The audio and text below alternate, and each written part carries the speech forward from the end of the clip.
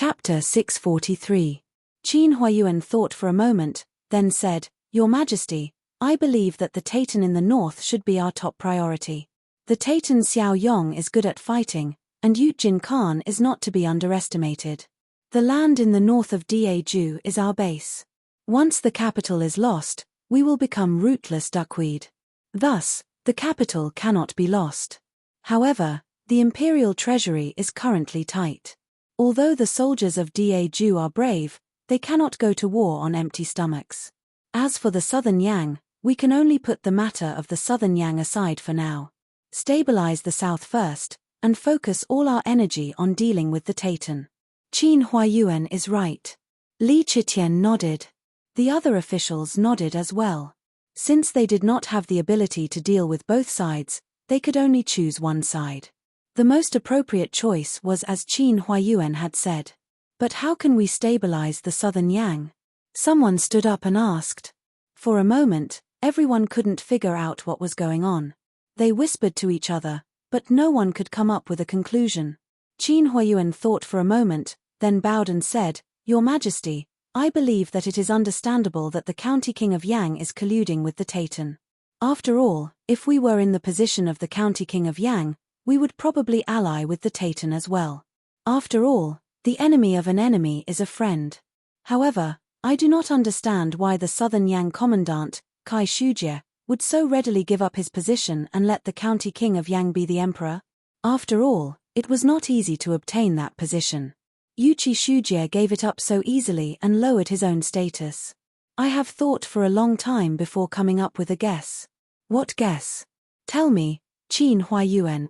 Li Chitian leaned forward and asked.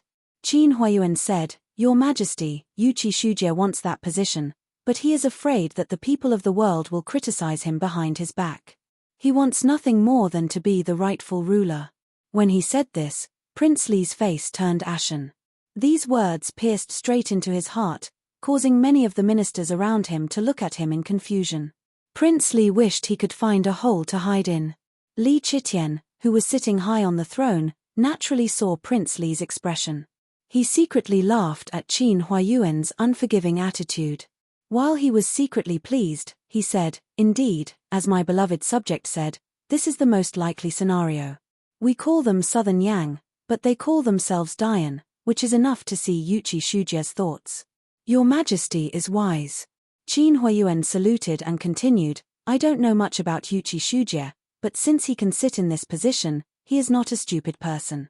During this period of time, Daju has not had time to deal with them. Yuqi Shujie must be very clear about this, so it is inevitable that they are frightened. According to my analysis, the Taitan and the County King of Yang must have worked together. It is very likely that the Taitan made some promises to the County King of Yang. For example, the Taitan promised the Yuqi Yang that they would help keep Daju in check, so that Daju would not have the energy to attack southern Yang. The County King of Yang and Yuqi Shujie may have agreed that Yuqi Shujie would help the County King of Yang regain the throne and reclaim the Dian's lost land. When the Dian regained control of the country, the County King of Yang could give Yuqi Shujie the land of southern Yang, so that Yuqi Shujie could rightfully become the ruler of a small country. When everyone heard this, they couldn't help but nod. Lord Qin's words make sense. Yes, Lord Qin's words are very true. But in this situation, what should we do? Lord Qin's thought process is very thorough, so he must have a foolproof plan. Qin Huayuan nodded and said, I do have a plan. I don't know if it will work. My dear minister, please speak your mind. Li Chitian smiled and said. Qin Huayuan turned his head to look at Pang Xiao, who was sitting at the top of the list of military officers. He sighed softly and said, In my opinion, first of all, we can send someone to deliver the letter of credence to Kai Shujie of Southern Yang. We have never acknowledged Southern Yang as an independent country in the past. We only saw them as a remnant of the Yang dynasty that we would eradicate when we had the time. That is why they are panicking. This time, we've sent a letter of credence to acknowledge Southern Yang as an independent kingdom, and we've established diplomatic relations with them, signing a treaty of non-aggression. With that, they have transformed from a remnant of the Yang dynasty into an independent kingdom. Yuqi Shujie has obtained the right and proper title that he wanted so easily. There is no need for him to wait until he helps County King of Yang to ascend the throne and seize back the great Yang dynasty before he is given a piece of land. Yuqi Shujie gave up the throne for the sake of his own legitimacy and reputation. However, with our letter, the County King of Yang's existence will become a stumbling block on Yuqi Shujie's path to success. When the time comes, it will be up to them how they fight. The hall was silent at that moment. Everyone looked at Qin Huayuan's back and felt a chill run down their spines. They were aware that they were on the same side. Otherwise, they would not be a match for Qin Huayuan even if they worked together. That was a very sinister move. Li Chitian felt the same way. It was only then that he truly realized what kind of person Qin Huayuan was. Qin Huayuan continued, "At this point, Yuqi Shujie may be the rightful emperor, but Yuqi Shujie is still a descendant of the Yang dynasty. He still cares about public opinion. Even if the County King of Yang becomes a stumbling block for Yuqi Shujie, he will not be so ruthless as to kill him." Just like what Yuqi Shujie had analyzed just now, what he wanted was to be legitimate and legitimate. As such, Yuqi Shujie will definitely not do anything to the County King of Yang. At most, he will talk some sweet talk. When he sees the County King of Yang, he will not be able to do anything to him in public. Li Chitian nodded and said, "That is indeed the case. The County King of Yang was once the ruler of the Yang dynasty. At present, the people of the Yang dynasty's lands in the south all recognize themselves as part of the Yang dynasty. If Yuqi Shujie were to do anything to the emperor in the hearts of the people of the Yang dynasty, there will probably be a revolt among the people. That was definitely not Yuqi Shujie's intention. As such, it is time for us to give him a title." Qin Huayuan smiled and looked very relaxed. "We will first recognize the Southern Yang Kingdom. At that time, the County King of Yang would be considered an outsider in the Southern Yang Kingdom. At that time, we can give the County King of Yang a little more power. We will give him the title of King of Zhennan and put the 3 prefectures of Guan and Juhua, which had declared independence earlier, into the County King of Yang's fief. With that, Yuqi Shujie and the County King of Yang will become people of 2 different countries. The County King of Yang will no longer have the right to negotiate with Yuqi Shujie. Yuqi Shujie will be able to breathe a sigh of relief. He will no longer have to worry about the County King of Yang's feelings." Qin Huayuan was a wise man and had a mature mind. What he said that time resonated greatly with the crowd. Many also expressed their own opinions. The most jarring thing was that there were some who secretly cursed Qin Huayuan behind his back for being a coward. They said that he did not have any feelings for his former country after defecting, and came up with such a flawless plan to deal with the Dian. Chapter 644. Qin Huayuan kept his head down, as if he couldn't hear what the people behind him were saying. Even if he did, he wouldn't care at all. Even if some people were cursing Qin Huayuan for being unscrupulous and switching sides so quickly, no one could deny that Qin Huayuan's plan was the most appropriate one. However, there were also people who raised doubts. Lord Qin's words are reasonable. However, the Yuqi Yang isn't someone to be trifled with either. If he's already planning to ascend the throne, he must be certain that he's the rightful ruler of the Yang dynasty. Why would he accept Daju's title? That's right. Besides, the County King of Yang isn't in the capital anymore. He's in the land that used to belong to the Yang dynasty, and there might be some of his old forces there. He has his own status and backing, so there's no way he'd agree to your Majesty's title. Qin Huayuan smiled. Both of you have a point. However, it's fine if the County King of Yang doesn't want to accept the title. Isn't he with Yuqi Shujie now? It was a casual statement, but everyone couldn't help but ponder. If Daju could recognize the Southern Yang dynasty and establish diplomatic relations between the 2 countries, Yuqi Shujie would be more than happy to become emperor. If the Yuqi Yang didn't agree, Yuqi Shujie would probably do everything he could to make him agree.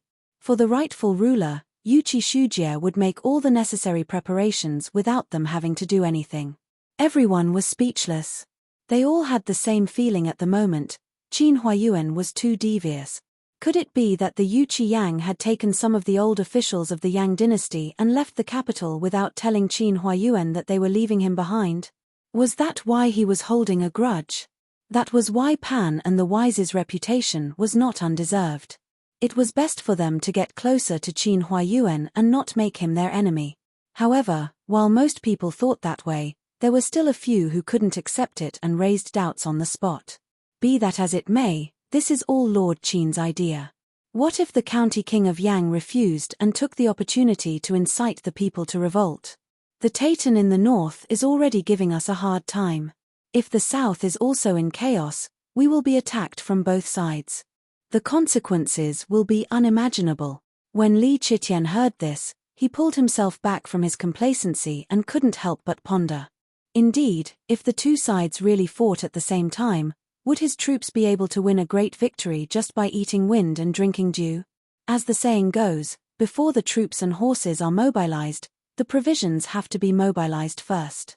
Right now, they simply did not have the economic strength to support both the northern and southern battlefields at the same time. Qin Huayuan narrowed his eyes and said with a smile, "Therefore, there's still a very important part of this plan.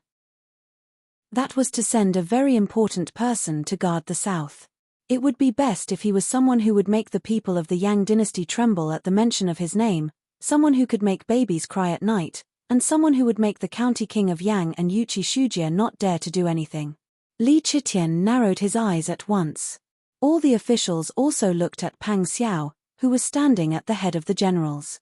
Great Yang was conquered by Pang Xiao, one city after another. His great achievements in Great Yang were known to all under the heavens. If there was one man who could intimidate the common people in the south, making them tremble with fear when they saw him, and dared not to speak loudly, if Pang Xiao claimed to be the second, then no one under the heavens could be the first. So, Qin Huayuan's final goal in advising Your Majesty was to let Pang Xiao regain control of the military. Pang Xiao told Qin Yining everything that happened in the imperial court in detail. Qin Yining couldn't help but sigh when she heard this. Father really put a lot of thought into this. His arrangement not only gave you the opportunity to regain control of the military, but also allowed us to leave the whirlpool of power struggle and go to the south to recuperate and develop our own forces. Yes, Pang Xiao's eyes were full of admiration. Your Majesty also understood this at the time. If Your Majesty could trust me completely, then perhaps he wouldn't have suffered so much. Then how did Your Majesty agree? How could he be at ease handing over the tiger army to you? Pang Xiao gently stroked Qin Yining's long hair and said softly, "Silly girl, when did I say that Your Majesty was going to give me the tiger army? Your Majesty made me the Grand Marshal, and I'll be in charge of the military immediately. The tiger army is under my command. Today, Your Majesty also saw my prestige in the tiger army. He will never allow me to control the tiger army again." "I see." Qin Yining nodded and leaned on Pang Xiao's shoulder to rub her cheek. "Your Majesty allowed me to accompany you to take office, so he must have said that he couldn't bear for us to be separated, right? Didn't he give old Madam and Grandma a promotion? His Majesty will not leave anyone behind when it comes to bestowments and rewards." Pang Xiao rested his chin on Qin Yining's forehead and said with lowered eyes, "He must do these things well. Even when Prince Li committed such a serious crime, he could pinch his nose and let Prince Li be a Qinwang. As for Marquis Qingyang, he didn't show the slightest sign of condemnation. Your Majesty has already reached the pinnacle of perfection in the way of inviting bribes and pacifying people." Qin Yining shook her head and said, "This is all on the surface. It's only a matter of time before Prince Li and Duke Qing die of illness. When the time comes, even if the people who helped Prince Li and Duke Qing rebel find out, they will probably only feel relieved." As they spoke, Qin Yining felt the carriage turn a corner. The road began to level out, and the air was mixed with a faint scent of water vapor and sandalwood. It was very refreshing and pleasant. Pang Xiao lifted the curtain and looked outside, saying with a smile, "We're home." The carriage slowly stopped in front of the gate of a house. The hanging lanterns were swaying in the wind, and the candlelight was flickering. A manservant wearing a thick cotton-padded jacket had been waiting in front of the door for a long time. When he saw the carriage coming, he immediately reported inside loudly, and then hurriedly came up to salute. "Wang Yi, Princess, your back. Old madam told me to wait here. Pang Xiao carried Qin Yining out of the carriage and turned back to ask the manservant, has the imperial edict been sent? Yes, it's been sent. The manservant nodded repeatedly and led the way with the lantern in his hand. When the imperial edict arrived, old madam was very happy. When old madam knew that her husband was not only promoted but also entered the palace, she was so happy that she fainted. She just invited a doctor to see her. Is that so? Pang Xiao stopped and asked Qin Yining in a low voice, do you want to go to the east courtyard to see your grandmother first? In order to facilitate protection, Pang Xiao and Qin Huayuan discussed and let the two families live in the same house. However, the larger east courtyard was divided for the family Qin to live in, and the west courtyard was for the prince's mansion to live in. Qin Huayuan also planned to open side doors on both sides to facilitate movement. In this way, they would not interfere with each other, and it would be convenient for them to move around. Qin Yining thought for a while and said, let's go greet my grandmother first, and then go greet my grandmother. Okay. Pang Xiao said with a smile, we've made such a fuss. Grandmother and the others may be frightened. Pang Xiao was worried that Qin Yining would be tired, so he asked someone to bring a roller to replace his walking. Bing Tang and Ji Yun followed Qin Yining. Seeing that Pang Xiao was so considerate, they could not help but chuckle. Chapter 645. As soon as Qin Yining's sedan stopped, the maidservant at the door rushed inside to pass the message. Another pretty maidservant around 12 or 13 years old came forward to greet them. Wang Yi, your highness, you're back. Old madam just asked someone to come out and ask. Yes. Pang Xiao smiled and entered the courtyard with Qin Yining's hand. Qin Yining asked with a smile, have old madam, old master, and old madam had dinner? How's the kitchen in the new house? The maidservant said with a smile, don't worry, your highness. The cooks have brought the food boxes here on time. Old master, old madam, and old madam have all had dinner. Qin Yining nodded with a smile. Seeing that the little girl's words were clear, and she was not timid at such a young age and also knew the rules, he praised her with a smile. What's your name? Your highness, my name is Xiaotong. I just came to the mansion to work. While they were talking, there was a noise in front of the main room, and Mrs. Ma walked out quickly like a gust of wind. Yarrow Chungu and the Yarrow clan walked behind her and looked at Pang Xiao eagerly. Since Pang Xiao returned safely, the family had not had a chance to reunite, especially after such a big commotion in the capital today. Even the tiger army stationed outside the city was alarmed, and half of the capital could hear the deafening battle cries in the direction of the palace. Their family escaped from the tunnel. Although there were many guards around the residence and Qin Huayuan was at home, they still felt uneasy. What's more, many people who saw the mountains of corpses and the sea of blood in front of the palace said in private that the mansion had been burned to ruins. No one in the family could feel at ease. When Li Chitian issued an edict to summon Qin Huayuan to the court to discuss politics, they heard some news from the eunuch who delivered the edict and were completely relieved. Mrs. Ma looked at the pair of children with relief and went forward to help Qin Yining. Little Yi, are you tired? How do you feel? Grandma, don't worry. I'm fine. That's good, that's good. Mrs. Ma helped Qin Yining into the house. Yarosha smirked. She let out a sigh of relief that her son was safe. But when he saw Qin Yining, he still didn't like it. Yarrow Chungu patted Pang Xiao's shoulder in relief. The whole family entered the house. Pang Xiao and Qin Yining bowed to the elders again and sat down according to their status. Madame Ma was still concerned about Qin Yining's health. She held her hand and asked her carefully in a low voice. After confirming that she was fine, she was relieved. Although Yarrow clan was displeased, after this incident, anyone with discerning eyes could see that Your Majesty's attitude towards Qin Yining was very different. He obviously regarded her as a useful talent like Pang Xiao. Moreover, Pang Xiao was so attentive to Qin Yining. Yarrow clan suppressed their displeasure and didn't dare to show any emotions in front of them. They only said with concern, this time, our family has been through a lot. Sister Yi's health needs to be checked by a good doctor. Now that Dai Fu is safe, we should start preparing for the happy occasion at home. Hearing Yarrow clan's words, Mrs. Ma nodded with relief and said, "That's right. Grandma will make arrangements for you again later." Qin Yining shook her head with a wry smile and said, "Grandma, there's no hurry. This time, I'm going out with Wang Yi. I'm afraid the delivery room at home won't be used." "What? Dai Fu is going out again?" Yarrow clan's voice was a bit shrill. Pang Xiao nodded and said, "Your Majesty appointed me as the Grand Marshal. In a few days, I'm going to the south to take up the post. Your Majesty sympathizes with Sister Yi and I after we got married. He also sympathizes that our child will be born soon. Therefore, he specially ordered Sister Yi to go with me." Mrs. Ma widened her eyes and asked anxiously, "Then what about us? Does Your Majesty have any orders?" Pang Xiao said, "Your Majesty means that only Sister Yi and the servants are allowed to go with me to take up the post. Then won't we all have to stay in the capital as hostages?" "Be careful with your words." Yarrow clan screamed and was stopped by Yarrow Chungu in time. Mrs. Ma shook her head and said, "How can that be? Sister Yi is having her first child. She's still young and doesn't have much experience. If you go to the south to take up the post, won't you let Sister Yi give birth halfway? If you don't allow us elders to go with you, won't Sister Yi have no one to help her?" Whether it was the Yarrow clan, Yarrow Chungu, or Mrs. Ma, their mood fell to the bottom at this time. Especially the Yarrow clan.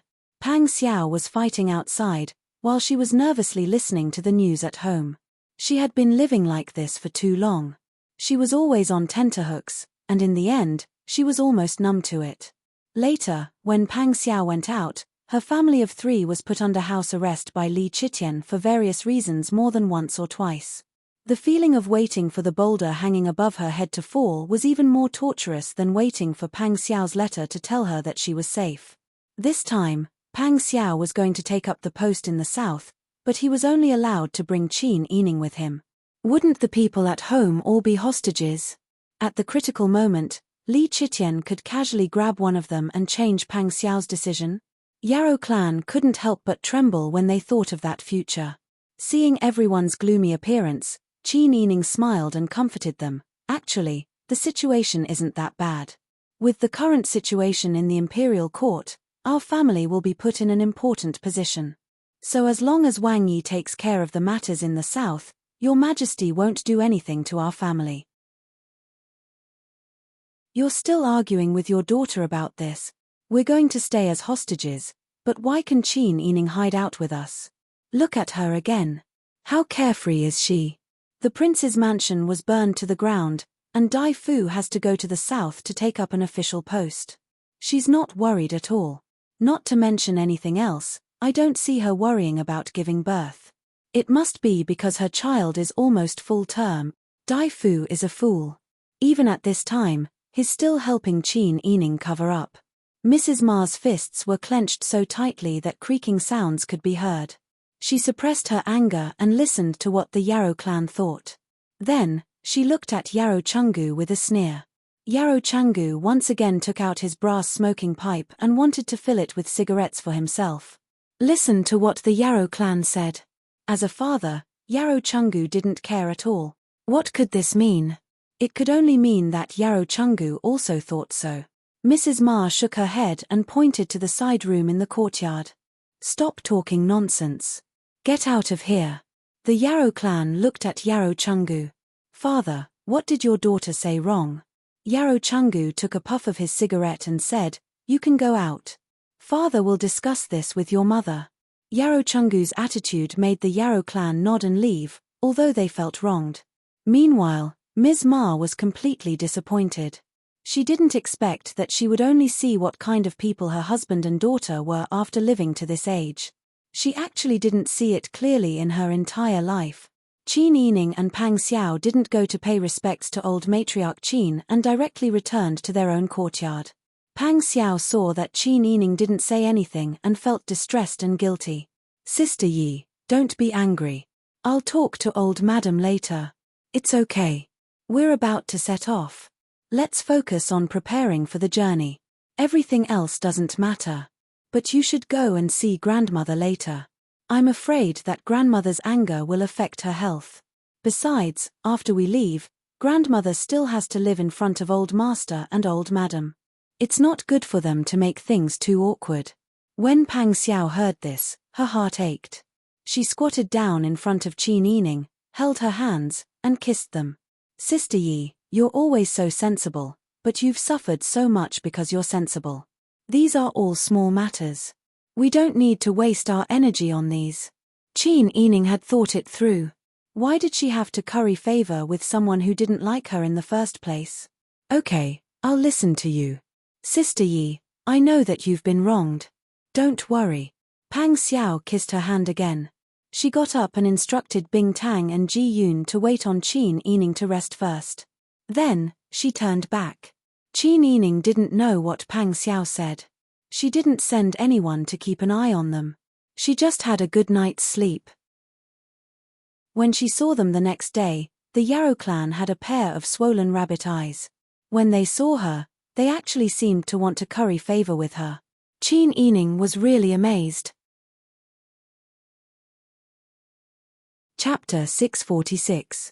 Pang Xiao shook his head with a bitter smile. He wanted to say a few nice words in front of Qin Yining, but considering Qin Yining's usual intelligence, she might not believe him even if he exaggerated things. He could only tell the truth. I told the old madam that this time, my family's property has been exhausted. I even offended your majesty in the imperial court. In the future, all the money will belong to you. When I go out, I won't be in front of your majesty. I can only rely on my father-in-law to put in a good word for me in front of your majesty. Moreover, I still need my father-in-law to help me take care of all the big and small matters at home. Pang Xiao didn't need to say the rest of his words in detail. Qin Yining also understood what he meant. Presumably, Pang Xiao was afraid that she would be angry, so he hesitated to speak, right? However, Pang Xiao didn't know that in fact, she would no longer be angry for the Yarrow clan and Yarrow Chenggu. She wasn't like before, when she had such high expectations for human nature and hoped that she could be liked by the elders at home. She now understood that even biological parents had times when they couldn't stand their children, let alone in-laws. After all, if she put aside her relationship with Pang Xiao, she was only considered acquaintances with the Yarrow clan and Yarrow Chenggu. After all, there were fewer and fewer people who were as sincere and kind as Madame Ma. Sister Yi, are you angry? Pang Xiao sat beside her and carefully observed her expression. Pang Xiao was a decisive hero. He was like a tyrant outside, but he was willing to be so careful for her. Qin Yining knew that Pang Xiao truly loved and cared about her. She married Pang Xiao. As long as Pang Xiao really had her in his heart, why should she care about other things? She didn't get along with his family, which would only put him in a dilemma. Recently, people's feelings could not afford to be worn down by those Yi in their lives. Qin Yining didn't want to put Pang Xiao in a difficult position, nor did she want their love to be eroded by those unpleasantness, so she wouldn't complain to Pang Xiao, let alone make him feel unhappy. She leaned on Pang Xiao's shoulder and hugged his arm. Why would I be angry? Actually, old madam wasn't a wicked person. People had to get along with each other to get close. Old madam had misunderstandings about me, but as time passed, she got to know me better. In the future, you have to treat old madam the same as before. It's not easy for her to give birth to you. You have to be filial to her. You can't let old madam think that you've forgotten your mother after marrying a wife. As a mother, she'll be sad. Sister Yi, it's been hard on you. How could Pang Xiao not understand Qin Yining's sensibilities and compromise? Holding her in his arms, Pang Xiao gently and lovingly kissed her forehead, as if no matter how much he loved her, it wasn't enough. Don't worry, I understand what you mean. I won't be an unfilial son. But if she bullies you, I won't condone it. Qin Yining's heart warmed when she heard this. She smiled and said, we're a family, what's there to bully? It's important for us to live our own lives. How fortunate was it to have such a gentle and magnanimous woman like Qin Yining as his wife? Pang Xiao hugged Qin Yining and breathed in the faint fragrance on her body. He didn't even want to go out. In the afternoon, Pang Xiao asked Xu Weiji to contact Master Zhong. When he heard that Qin Yining and Pang Xiao were about to leave for the old capital of Dian, Master Zhong didn't say anything and began to pack up, planning to go with them. Xu Weiji smiled and said, Wang Yi and Wang Fei's intention is for you to not make things difficult for them. Wang Fei said that you followed her all the way from Dian to Daeju and have always been cautious and conscientious. She knows this and is very grateful. Now that you've taken your family and settled down in the capital, there's no need for you to drag your family through the days of wandering. If you want to stay with your family, Wang Fei won't object. Master Zhong smiled and said, Mr. Xu, there's no need to say more. I understand what you mean. This old man was the head shopkeeper of the Sun family in my early years. Wang Fei's maternal grandmother gave Zhao Yun's sai to Wang Fei, so I've always been by Wang Fei's side. Although I'm not talented, I'm loyal. I understand Wang Fei's good intentions. I will ask my sons what they think. If they don't want to go, then they won't follow me. I must go with Wang Fei. Xu Weiji admired Master Zhong, who looked shrewd but was actually a loyal person. He bowed deeply, and Master Zhong hurriedly returned the bow. The two were even more familiar than before. Everyone worked together, and in 2 days, they had prepared all the people and carriages for the trip. Looking at the luggage prepared in the backyard of the residence, the daughter of the Sun clan took Qin Yining's hand and couldn't stop her tears from falling. My poor son, you're about to give birth, but you want to go out. Mother can't go with you. What to do? Hearing that your majesty had ordered Qin Yining to go with them, to the Sun clan who doted on Qin Yining, it was like a bolt from the blue. She only hated that she didn't have the ability and couldn't go with them. Qin Yining had worked hard to appease the Sun clan. Now she was crying again. Qin Yining felt helpless and looked to Qin Huayuan for help. Qin Huayuan understood and said, Don't worry, Sister Yi has brought enough people with her. Son-in-law will also take care of things on the way. Although we can't leave the capital, we can often write letters. Sister Yi will be fine. Don't cry. If you keep crying like this, Sister Yi will also feel sad. The Sun clan barely stopped her tears and squeezed out a smile to instruct Pang Xiao, When we're outside, we'll rely on you. Sister Yi's child is very heavy, please bear with her, write letters home. I'm waiting for good news. There were many things, big and small, and she instructed her in detail. Pang Xiao nodded and agreed all the time. He didn't question the Sun clan and constantly comforted her. When he finally appeased the Sun clan, it was already evening. Qin Huayuan said, It's almost time for the banquet arranged by the Empress Dowager. Quickly go and prepare. Don't miss the time. Pang Xiao was now in the teeth of the storm. If he spoke loudly, he might be impeached for being arrogant. If he was late for the royal banquet, wouldn't he be accused of treason? Pang Xiao nodded and pulled Qin Yining to prepare for entering the palace.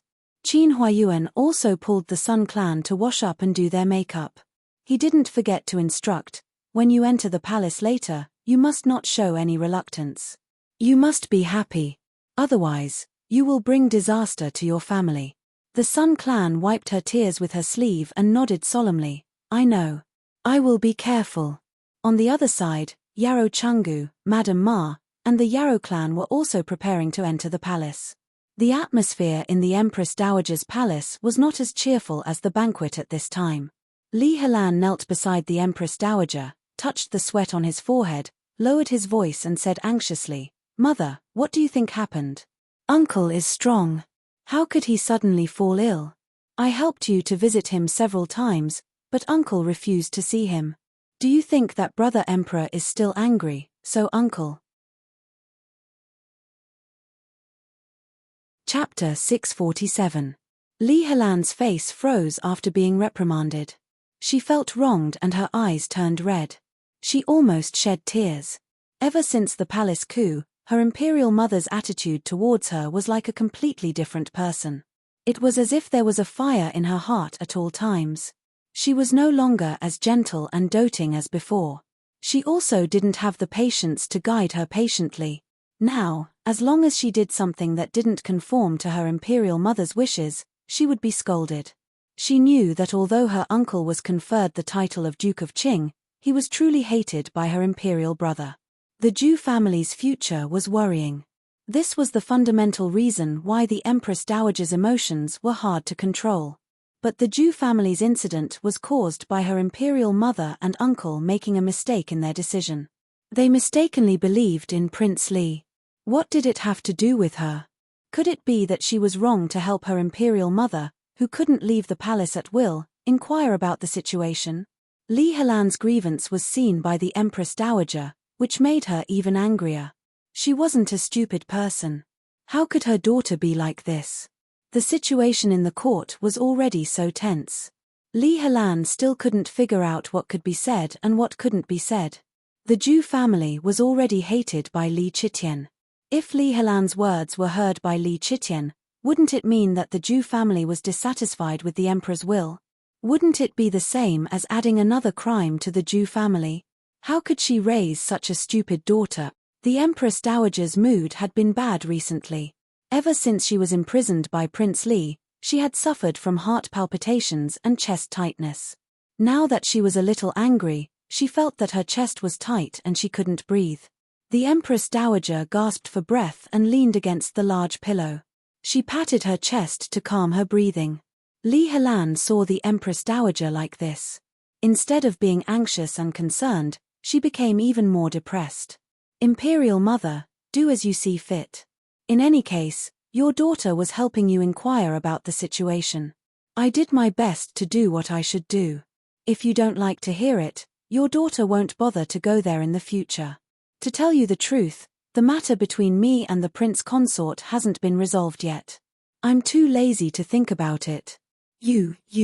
The Empress Dowager almost rolled her eyes in anger. Seeing the Empress Dowager like this, Li Helan was also worried that she would be angered to death. Suppressing her anger, she said, "All right, Imperial Mother, don't be angry.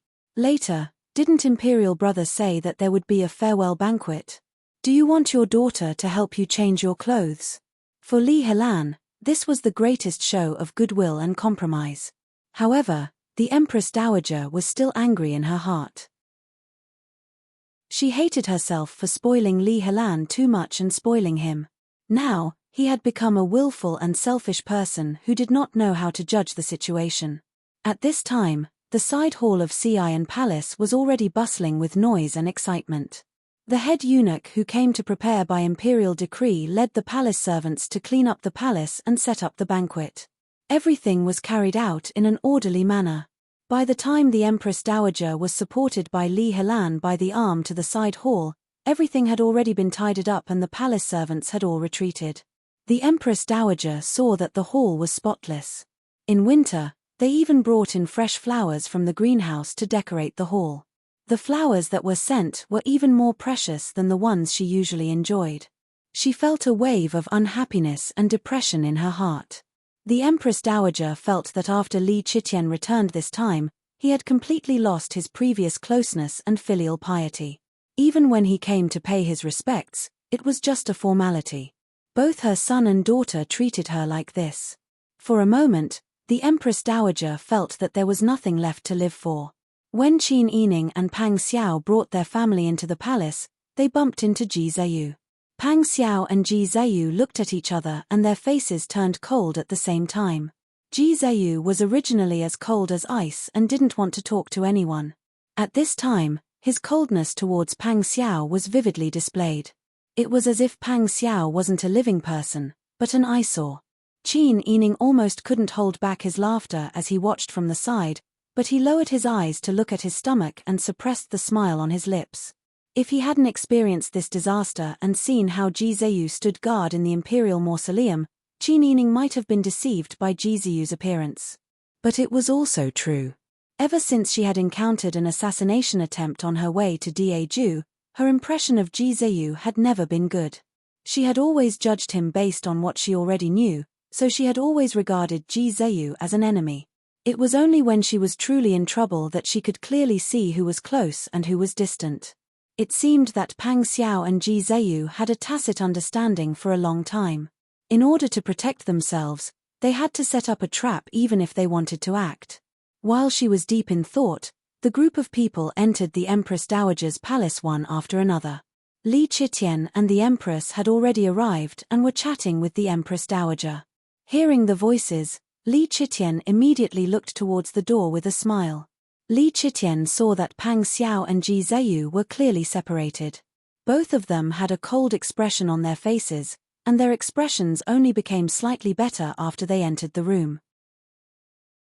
Pang Xiao led the entire family to bow to the Empress Dowager and the Emperor and Empress. The Empress Dowager sat at the head of the table. Her smile didn't reach her eyes. It was obvious that she was in a bad mood. Li Chitian and the Empress were full of smiles. They eagerly excused the Pang family's bow and sat down according to their status. Li Chitian smiled and said, "There are no outsiders today. It's just an ordinary family banquet. Everyone, please feel free to do as you please." "Thank you, Your Majesty." Everyone responded respectfully. Li Chitian looked at Pang Xiao with a smile and said, "Jishi went to the south this time. It was really hard. After experiencing this great disaster, I have also seen through many things." Li Chitian picked up the wine cup and swirled the wine in the cup. He sighed with emotion and said, "In the beginning, it was the three of us who fought for the world.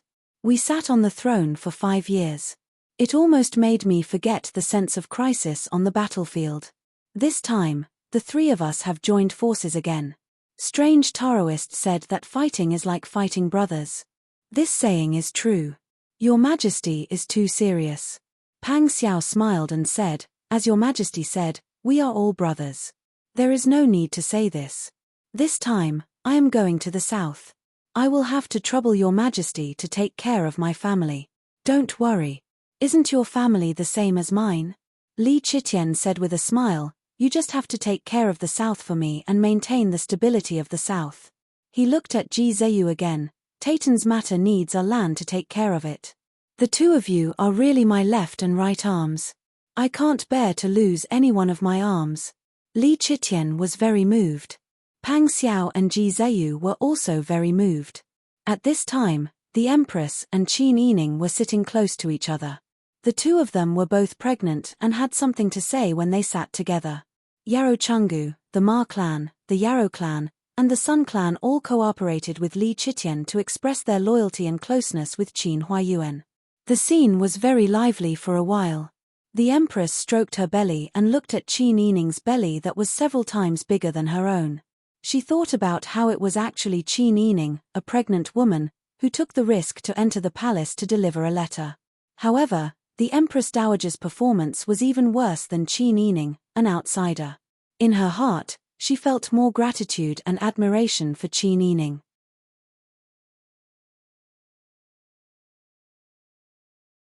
Chapter 648.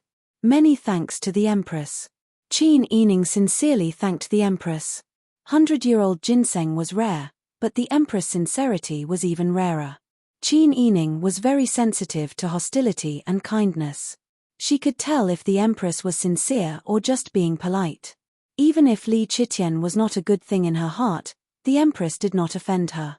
Therefore, Qin Yining also expressed her sincere gratitude to the Empress for her kindness. However, this scene was very dazzling in the eyes of the Empress Dowager and Li Helan, who had been silent for a long time.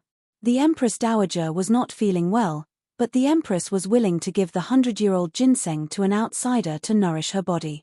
How the Empress treated her, to a large extent, reflected the Emperor's intentions. The Empress dared to not be filial to her. Wasn't it because Li Chitian, as a son, did not care about her in his heart? However, because of the Duke of Qing's matter, the Empress Dowager did not dare to show any displeasure in front of her son. As a mother, who would be able to understand the suffocation in her heart? Li Helan's heart became even more gloomy. She saw her sister-in-law and Qin Yining whispering with their big bellies. They were all young married women, but she had no news. Ji Zheyu was not even willing to touch her and was so cold to her. She sat on the side and felt that she could not hold her face. Li Helan could not lower herself to take the initiative to talk to them. She could only lower her head and hold the ivory chopsticks tightly. She viciously glared at Qin Yining's belly from the corner of her eyes. Qin Yining was uncomfortable from the glare. She instinctively covered her belly and turned slightly to the side. She looked back at Li Helan with warning.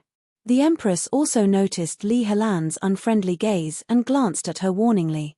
Li Helan sneered, "My sister-in-law and Prince Zhongshuan consort hit it off. Every time they see each other, they have endless things to talk about." The jealousy in her tone almost filled the air. Qin Yining was too lazy to pay attention to Li Helan, but he began to be on guard. Li Helan was arrogant by nature. Her behavior could no longer be judged by a normal person's behavior. If she suddenly attacked someone, wouldn't she be at a disadvantage? The Empress turned around and continued to hold Qin Yining's hand while talking to her, completely ignoring Li Helan. Li Helan's face instantly turned purple, and his voice couldn't help but become sharp. "Imperial sister-in-law, what is the meaning of this?" Li Helan was so angry that he completely forgot what kind of situation he was in. Li Qitian, who was having a friendly conversation with the family Qin, Pang Xiao's family, and Ji Zheyu, was interrupted by the sudden voice. He looked over with displeasure. The Empress Dowager's face was ashen. In the past, Li Qitian had tactfully told her that Li Helan was too spoiled and hoped that the Empress Dowager could discipline her. At that time, the Empress Dowager had agreed, but in her heart, she was not very happy. Now that such a thing had happened to the Zhu family, the Empress Dowager wanted to ease the relationship, but Li Helan behaved like this.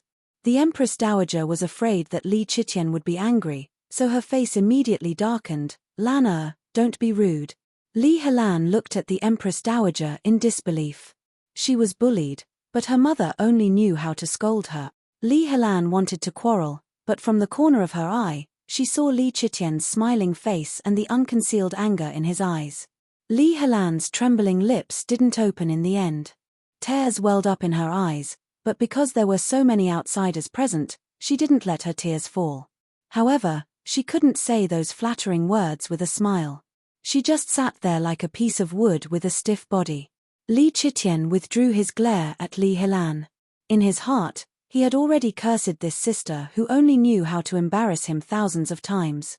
In the past, he had been too indulgent with her. Look at how spoiled she was. No one present was stupid. It was not fun for an imperial princess to do things in public, so everyone just pretended not to see. However, the atmosphere of the banquet was ruined in the end. Li Qitian was an emperor who knew when to yield and when to stand tall. At this time, he could still maintain an uneasy expression. Even if the anger and irritation in his heart were boiling like magma, he could still smile appropriately. Pang Xiao and Qin Huayuan took their families and left. Li Qitian specially instructed Ji Zheyu, "I won't personally send them off. Our Lan is my brother-in-law, so he will send them off on my behalf." Qin Yining's heart trembled. In the past, when she suspected Ji Zheyu, she didn't think so. But now, she was worried that Li Qitian might have seen through something. Pang Xiao and Ji Zheyu were destined to be in the south and north.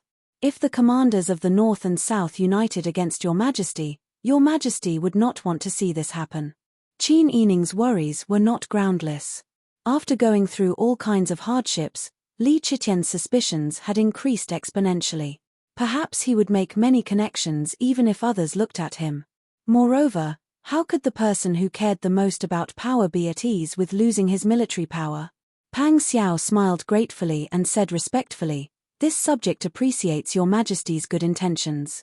But Prince Consort Ji, do you have other matters to attend to?" He pointed at Li Helan behind Ji Zheyu. Ji Zheyu's brows were tightly knitted. He coldly glanced at Pang Xiao, as if he had seen something dirty. "You dare to question Your Majesty's decree?" Pang Xiao laughed. "You just like to let your imagination run wild. Your Majesty is magnanimous." He hasn't even said anything yet. Your Majesty is magnanimous, yet you dare to question him? Ji Zheyu's tone was still cold. Pang Xiao's smile faded, and he said in a low voice, "Ji Lan, don't make trouble out of nothing and slander others. Heaven and earth can bear witness to my loyalty to Your Majesty. Don't look for an opportunity to provoke me. Are you worthy of my provocation? You." Both of them were tall and handsome figures. At this moment, one of them was wearing a black cloak, while the other was wearing a silver cloak. Both of them had cold expressions on their faces as if they were going to fight if Li Qitian wasn't here. Although Li Chitian was suspicious of the situation, he felt much better when he saw that Pang Xiao and Ji Zheyu were still at odds with each other. He smiled and tried to smooth things over. All right. We're all brothers of the same family. Why are you acting like a black-eyed chicken? You're already so old. Aren't you afraid of being laughed at by others? Pang Xiao seemed to be angry. He took a deep breath before cupping his hands and bowing. Your Majesty is right. This subject won't do it again. Ji Zheyu followed suit and bowed. Your Majesty, please calm down. Ari, what should we say about you guys? Li Chitian suppressed the joy in his heart and smiled. All right, go now. We'll wait for your good news in the capital. The last sentence was said solemnly while holding Pang Xiao's hand.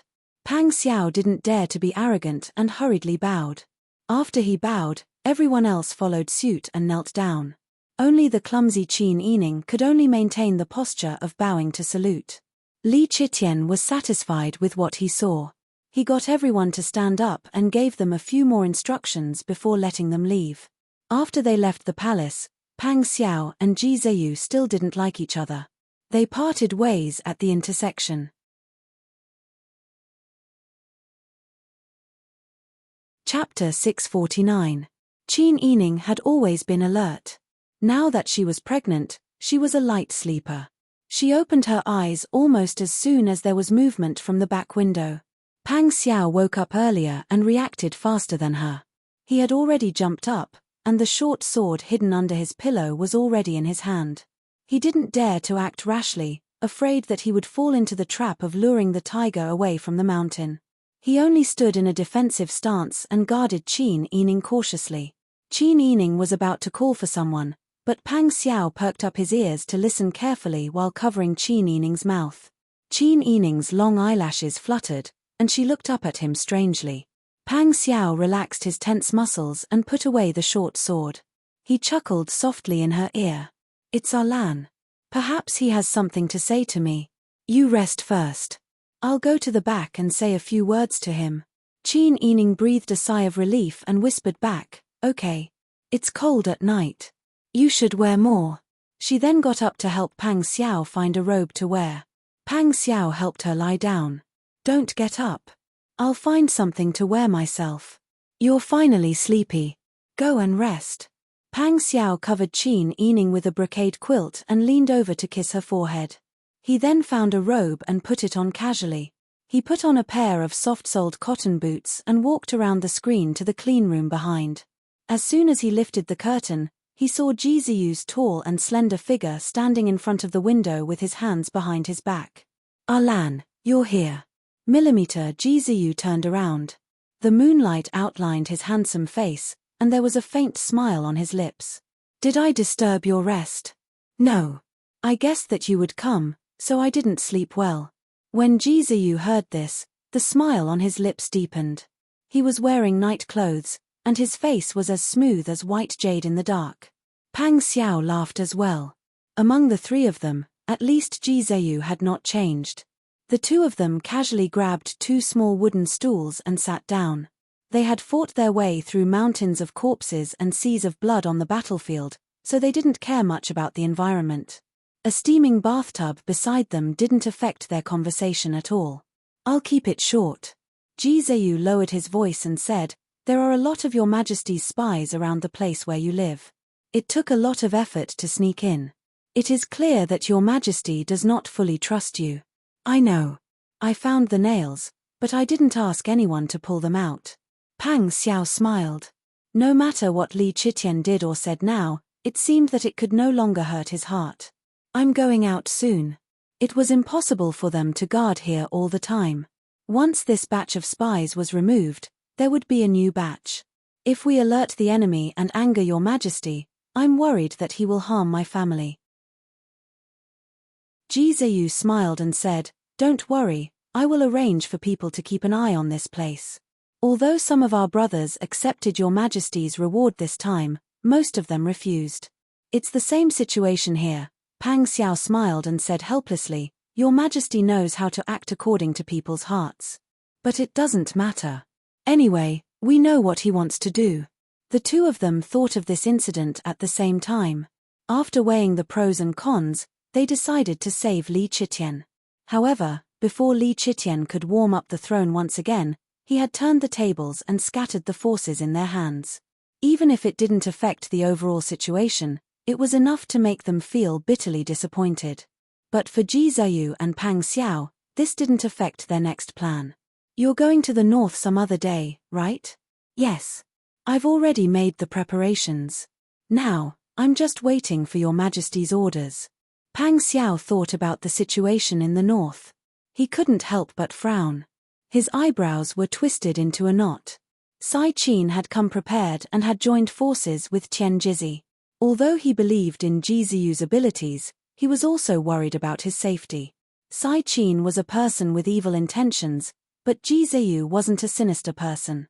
He was afraid that Ji Ziyu would use the thoughts of a normal person to measure Sai Qin's thoughts. He wouldn't be able to guess and would fall into a trap. Seeing Pang Xiao's worry, Ji Ziyu smiled and said, "I'll be fine here. If I go to the north, I might regain control of the Dragon Legion. Even if I don't lead the Dragon Legion, I'm still very familiar with the situation in the north. The matter of the Titan can't be delayed. Your Majesty won't make things difficult for me and will definitely give me the support of authority. It's different from what you're doing here. You don't have to worry about me. Even so, forget it.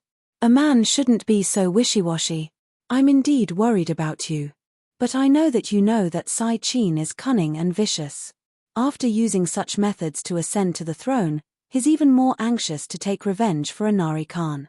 You also know that people with a guilty conscience will always do some extreme things to cover themselves. Sai Qin is indeed cunning. Don't worry, I'll be careful." Ji Ziyu looked at Pang Xiao with a smile. He understood Pang Xiao's worry because he was also worried about Pang Xiao. He didn't hide his trust in Pang Xiao. "I've also dealt with Sai Qin for many years. I know some of his methods. He also knows your methods." Ji Ziyu nodded and admitted, "Yes, we're old enemies. But this war is unavoidable. If we can't stop the Titan's iron hooves, Daeju will be ruled by an outsider. Those people are used to plundering. When they suddenly see such a fertile land, why would they think about how to let the people live? They'll only plunder more aggressively. When the time comes, the people will be in a terrible situation. It's even worse than being ruled by a Dayan ruler." It was rare for Ji Ziyu to say so much in one breath. He would only open his heart to Pang Xiao. They were three brothers who had fought together and became sworn brothers. Although Li Chitian had changed a lot after he ascended to the throne, Ji Ziyu's attitude towards him had never changed. Every time Pang Xiao was in the same place as Ji Ziyu, he could relax and let down his guard. He didn't have to worry about his inappropriate choice of words causing trouble. The two of them couldn't help but relax. Even their upright sitting posture, which they had practiced for many years, relaxed. "Don't just worry about me. Aren't you also in danger when you go to the south?" Ji Ziyu sighed. "The people in the old capital of the Yang dynasty hate you as much as those stubborn old people in the capital. You also have a family to feed. Although the Yuchi Yang don't have any great talents, there are many people who want to restore the country to help him. That's the territory of the Dayan, but you're fighting alone in the enemy's territory." When Ji Ziyu said this, he felt that Pang Xiao's situation was even more difficult. He hated that he didn't have 3 heads and 6 arms and couldn't help Pang Xiao to get through this difficult time. Pang Xiao could understand Ji Ziyu's concern. He stretched out his arm and patted Ji Ziyu's shoulder. "Good brother, I know you care about me. To put it bluntly, whether it's the south or the north, the situation now is not optimistic. After we part this time, we don't know what will happen the next time we meet. We can only take care of each other." "Yes." Ji Ziyu smiled and said, "We have long put life and death aside. It's not a bad thing to die in battle. But now that you have someone to tie you down, you have to work harder to survive. If you have any difficulties, you can send someone to find me at any time. You know how to contact my subordinates." Pang Xiao nodded emotionally. "You too. Find me at any time. You know all about my subordinates." "Yes." Ji Ziyu nodded as well.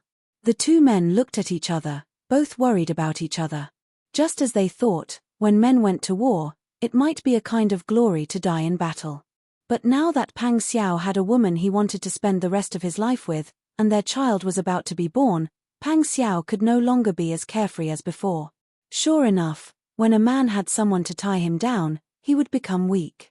But to Pang Xiao, this kind of weakness was as sweet as syrup. The two men discussed the situation in the north and south in low voices.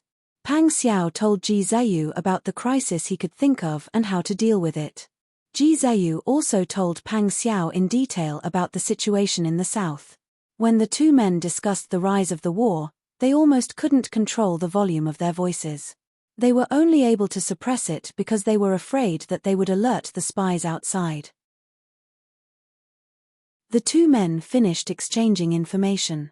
Seeing that it was getting late, Ji Zheyu got up to leave. Pang Xiao stood by the window and watched Ji Zheyu's figure disappear into the night. After a long time, he composed himself and sighed softly as he returned to his bedroom. In fact, he and Ji Zheyu had deliberately avoided the heavy and suffocating topic. Neither of them could guarantee that they would have a chance to meet again alive. But as a general, they were helpless. Who asked them to be born in troubled times? Pang Xiao tiptoed back to his bedroom. He was afraid that the cold air on his body would alarm Qin Yining, so he stood at the door for a long time. When he was sure that he wasn't cold anymore, he tiptoed back to the bed. His and Ji Zheyu's low voices didn't disturb Qin Yining at all. Looking down at Qin Yining's sweet and obedient sleeping face, Pang Xiao's heart was already surrounded by warm and soft honey. He moved gently and quietly lay down next to her. Because he knew that she was in front of him, he didn't get too close and looked at her from a distance. No matter how agitated he was, as long as he stayed by Qin Yining's side, Pang Xiao could quickly adjust his mood. Even if it was to protect Qin Yining and their child, he could only succeed in this trip to the south. He couldn't afford to fail. Pang Xiao and Qin Yining's troops set out the next day. Qin Yining sat in the carriage. He didn't dare to look directly at the tearful Sun clan and Ma She. He only smiled at Qin Huayuan and nodded at Cao Yuqing, who wasn't far away from Qin Huayuan. Then, he closed the warm curtains.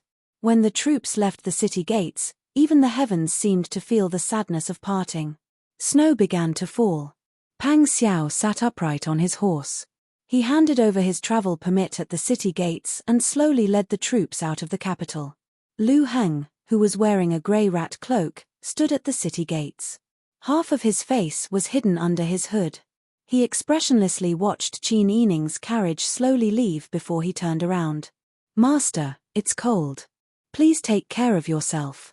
The attendant politely held up an oil paper umbrella to block the snow.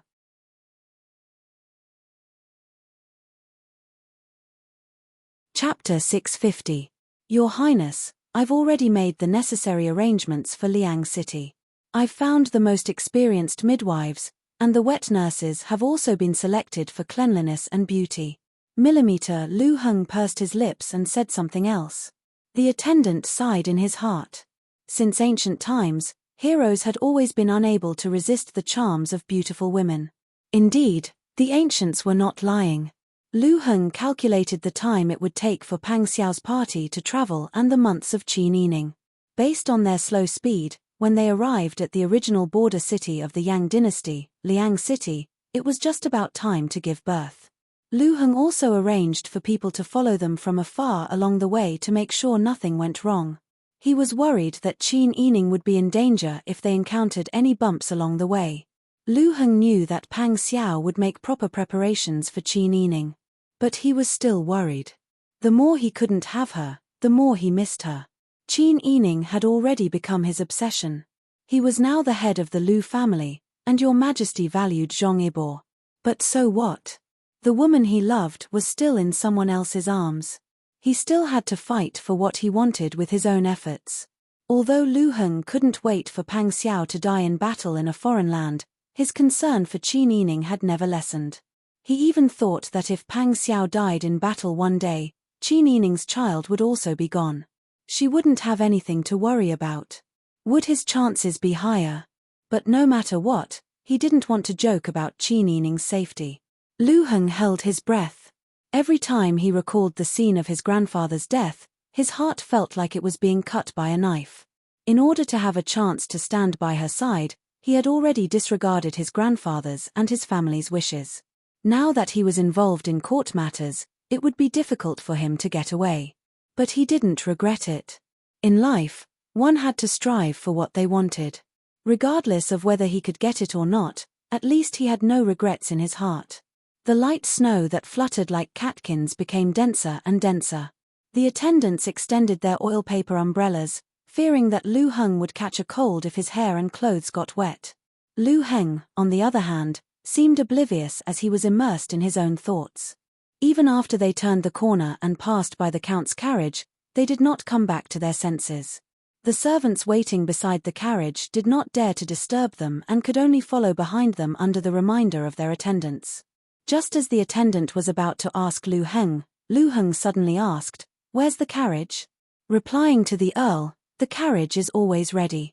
Lu Heng turned his head and saw the carriage behind him. After getting on the carriage without saying a word, Lu Heng said, "Send a token to the palace. I want to see His Majesty." The journey in the winter was not easy. It was snowing heavily in the north and the deepest layer of snow on the road was 1 foot thick. When the carriage wheels rolled over the snow, it made crunching sounds. It was especially difficult to travel. At this time, there was no need for Pang Xiao to deliberately slow down. The carriage also could not speed up. Fortunately, Pang Xiao had made ample preparations before leaving, so they did not suffer much along the way. Even so, Pang Xiao still felt distressed for Qin Yining. Every time he saw Qin Yining not being able to sleep or eat well and lying weakly in the slightly bumpy carriage, he would lift the heavy curtains to look outside in this narrow space. Pang Xiao felt as if his heart was being ruthlessly squeezed by a large hand. "Sister Yi, how do you feel?" "I'm very good." When Qin Yining saw Pang Xiao's worried expression, he helplessly stretched out his slender white finger and gently tapped the space between his eyebrows. "Don't be so nervous. Bing Tang just gave me a checkup this morning. My body is fine and the fetus is very stable. Both children are very healthy. Also, didn't you arrange everything properly? When the date is near, we can choose a place to stop temporarily.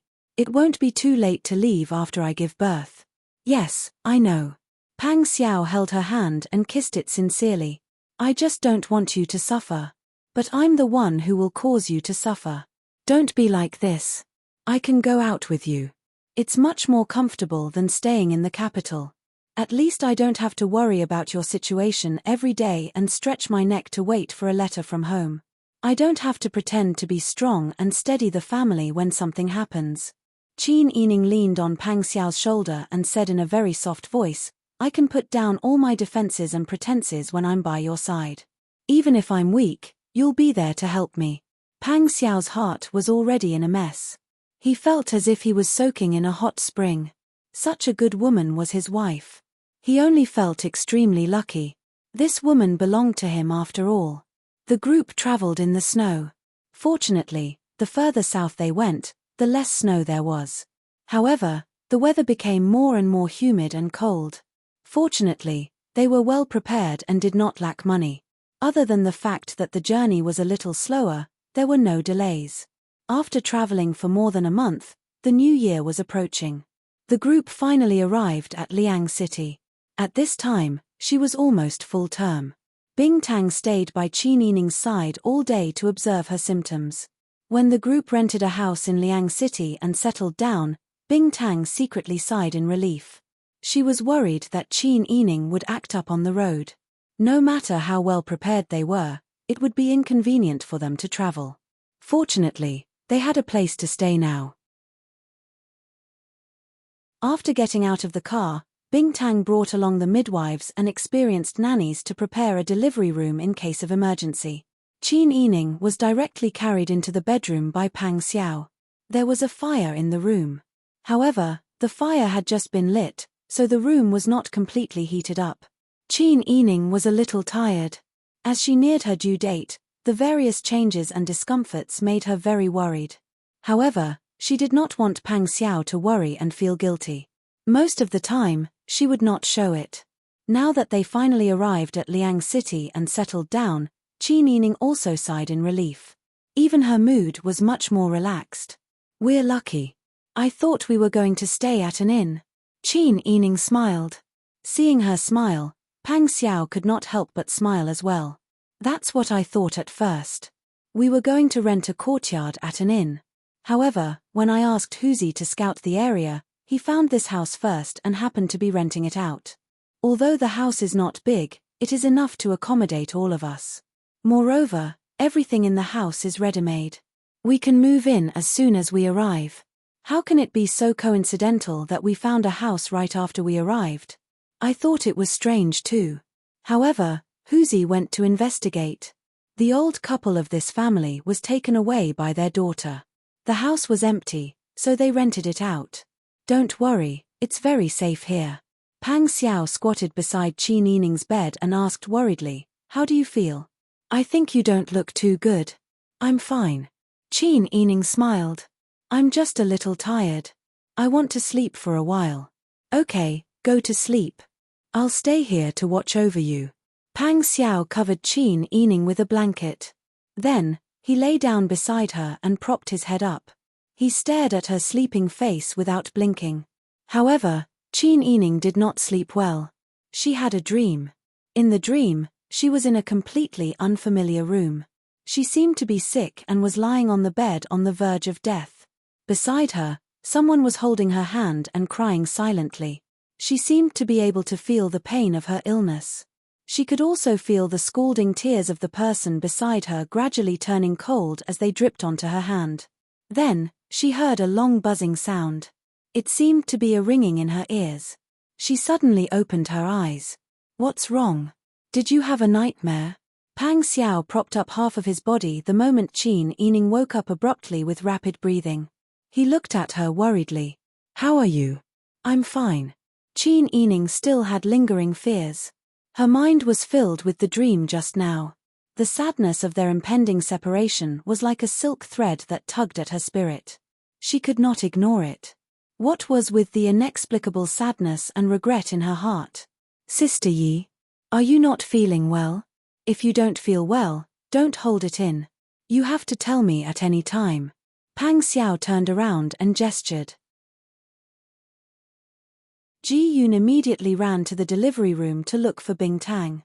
Qin Yining's thoughts were pulled back by Pang Xiao's voice. Only then did she regain some of her emotions.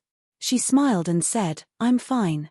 However, as soon as she finished speaking, Qin Yining felt a throbbing pain in her stomach as if to refute her. It was so painful that her expression suddenly changed. "What's wrong?" Pang Xiao could not help but raise his voice. He anxiously turned around and shouted, "Bing Tang, coming, coming." Ji Yun quickly ran in while holding Bing Tang's hand. She sat on the edge of the bed and examined it.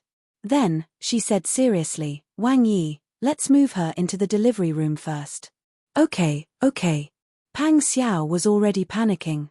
He did not know anything about women giving birth. Naturally, he would listen to whatever Bing Tang said. He immediately carried Qin Yining up and asked Bing Tang to wrap Qin Yining with a thick blanket. Then, he strode towards the delivery room. Bing Tang told Ji Yun and Xian Yun, "Go and ask someone to boil water and prepare a big bowl of egg custard." They knew about boiling water, but what was with egg custard? As if seeing through Ji Yun and Xian Yun's doubts, Bing Tang said, "How can you have strength if you don't eat your fill?" "I want egg custard with brown sugar. Give me 10 eggs first." Xian Yun and Ji Yun nodded repeatedly and ran off. Qin Yining had already been placed on the delivery bed. She endured the pain in her abdomen. Her face was as pale as a sheet of paper, but she did not forget to urge Pang Xiao, "Get out quickly. This is not a place for you to come." "No, I'll stay here and watch over you." Pang Xiao refused to leave no matter what. He squatted by the side and grabbed Qin Yining's sweaty hand. "Don't be afraid, Sister Yi. Don't be afraid. I'll stay here with you." Qin Yining endured the pain and did not know whether to laugh or cry as he said, "If you're here, the nannies won't be able to do anything. Besides, the delivery room is bad luck. You can't stay here. Go back quickly. Anyway, this house is only so big." We'll hear everything. That's right, Wang Yi. Go out quickly. Don't cause trouble here. Bing Tang chased him away rudely. Pang Xiao's aura was too strong. When he poked into the room, the midwife's hands trembled in fear. How could she deliver the baby like this? When Pang Xiao saw this, he was afraid that he would make Qin Yining unhappy, so he could only nod and leave. However, he only stood in the corridor and pressed his ear against the tightly shut door to listen to the movements inside. Qin Yining had a relapse here. Everyone in the same house lived in this house. How could they not know?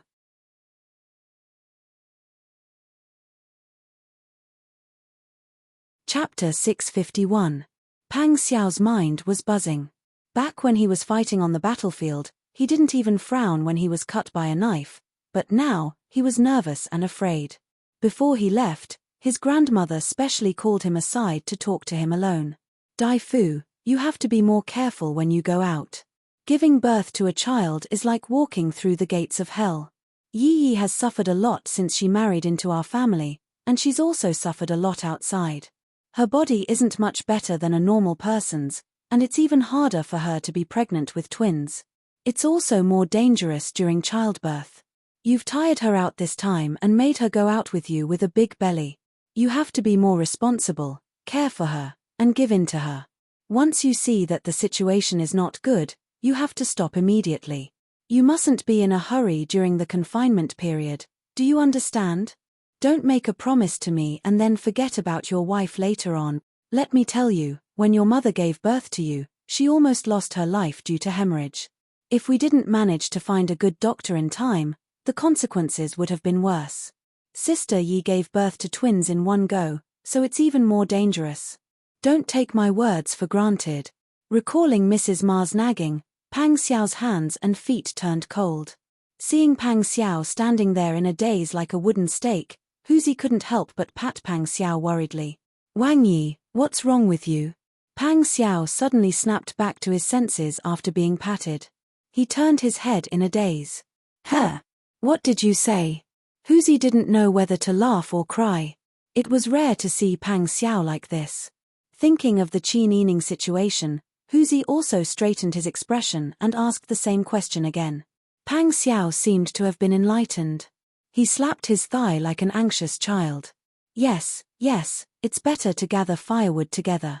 Go and get the best midwives in Liang City. It's better to have more people around so that they can refer to each other. At the same time, see which way the medicine shop door is open, in case we don't have enough medicine. Wang Yi is right. I'll tell them to go now. Tiger cupped his hands and retreated. Pang Xiao turned around and called for Xie Yu and Xu Weiji. Please follow me.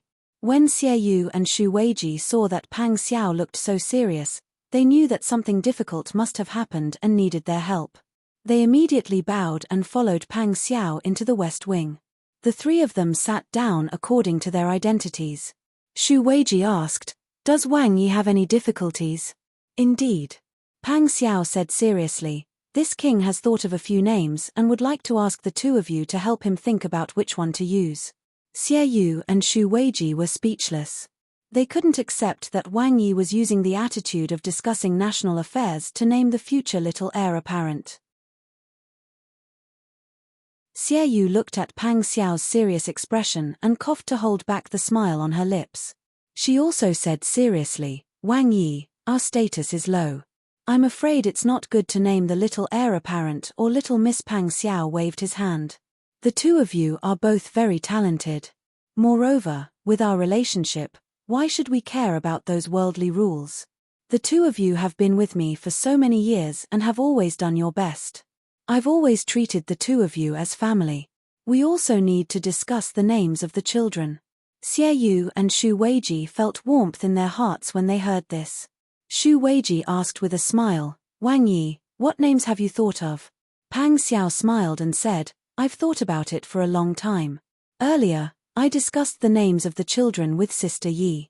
However, Sister Yi said that I am the father, so the names need to be chosen by the father. She arranged everything for me. I've thought of two names, bosom friend and bosom foe. What do the two of you think?" Xie Yu and Xu Weiji thought for a moment and exchanged a look. They already had an understanding of Pang Xiao's ability to name names. These two words come from the Art of War chapter of Sun Tzu's Art of War. It suits the identity of Huzi from a general's family. Shu Weiji smiled. However, what if the princess consort gives birth to two daughters? I've thought about it. It's not impossible to name the girl's bosom friend and bosom foe. Xie Yu's mouth twitched. She didn't know how the princess consort's Yarrow clan would feel if they knew that their daughters' names were bosom friend and bosom foe. Shu Weiji thought for a moment and said, if the princess consort gives birth to two young masters, bosom friend and bosom foe will be called the same as Wang Yi's courtesy name. Moreover, when Wang Yi started the rebellion, he had the identity of General Pang. Shouldn't we consider what the Pang family's generation should be? Pang Xiao frowned. Even though he didn't have any feelings for the Pang family, he had to admit that Shu Weiji's words made sense. I heard my mother say that the Pang family's generation should be called Ru regardless of gender. That's it. Shu Weiji smiled and said, why don't we use two characters after the word Ru? It can be used regardless of whether the princess consort gives birth to twins or fraternal twins. Isn't this killing two birds with one stone?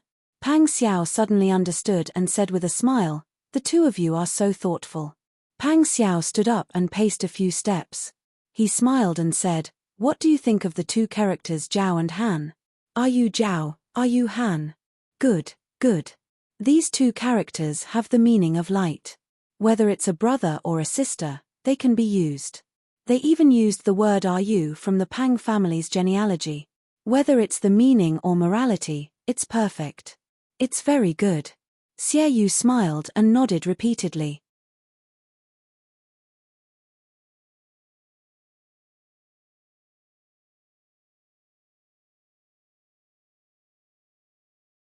Chapter 652. Compared to Pang Xiao, Xie Yu, Shu Weiji, and the others behind him were even more excited. Wang Yi had a successor. Wang Fei being able to give birth to a son was already a joyous occasion. Now, there was a double joyous occasion. This was a blessing that many people envied but could not obtain. Wang Yi, congratulations, congratulations. Everyone came forward and congratulated him. Pang Xiao finally broke free from his stupor. His face was glowing with health, and he started to exchange greetings with everyone. After learning that Wang Fei and the little master were safe, Pang Xiao's subordinates and aides who were loyal to him could finally rest at ease and catch up on sleep. That night, Pang Xiao was on tenterhooks and they did not sleep a wink. When the sky started to brighten, the mummers tidied up everything. Pang Xiao, who had been anxiously waiting in the corridor, was respectfully invited into a side room. There was a fire burning in the room. When the door was opened, there was a faint smell of blood that came with the heat. The air was not very fresh. But the smell of blood only made Pang Xiao think of the basins of blood that the servant women had brought out. His heartache for Qin Yining almost crushed his organs. Ji Yun lifted the curtain and came out of the room. Seeing Pang Xiao standing motionlessly in front of the door, she couldn't help but smile and come forward. She curtsied. Wang Yi. How is Sister Yi? Returning to Wang Yi, Wang Fei is very tired and has already fallen asleep. Wang Yi, do you want to see the little master? Bing Tang, Xianyun, and the wet nurse are in the west room. I want to see Sister Yi first. Ji Yun smiled and turned to the side to lift the curtain for Pang Xiao. The smell of blood in the room was even stronger. Pang Xiao's brows furrowed slightly and he quickly walked into the room. He saw Qin Yining sleeping on the bed with her long hair scattered. She was wearing a deep purple headband embroidered with grape branches. The soft red brocade covered her thin figure. Her face was very pale. Under the contrast of the red brocade, it was almost impossible to see the color of blood. Pang Xiao's brows were furrowed. He sat sideways on the edge of the bed, his large hand hovering over Qin Yining's flat abdomen. A long while later, he gently put it down. In these 10 months, Pang Xiao was used to her growing abdomen. He was used to lying in her arms and listening to the lively fetal movements of the two children. Pang Xiao was still not used to the sudden change back to his original form. Qin Yining had been a light sleeper for nearly a year. Almost as soon as Pang Xiao moved, she would wake up. Today, Pang Xiao had been sitting for so long and she didn't feel anything when he put his hand on her abdomen. Pang Xiao's heart couldn't help but skip a beat. He carefully moved closer. Feeling her slow breathing, he quietly breathed a sigh of relief. He just sat there in a daze and watched her chest and abdomen rise and fall slowly when she breathed. After a long time, he gently got up and kissed her gently on the corner of her lips. The soft touch made Pang Xiao smile gently. His large hand hovered over her face, gently tracing the contours of her face. He whispered, "Sweet dreams, Sister Yi." After seeing Qin Yining and making sure that she was fine, Pang Xiao hurried to see the children.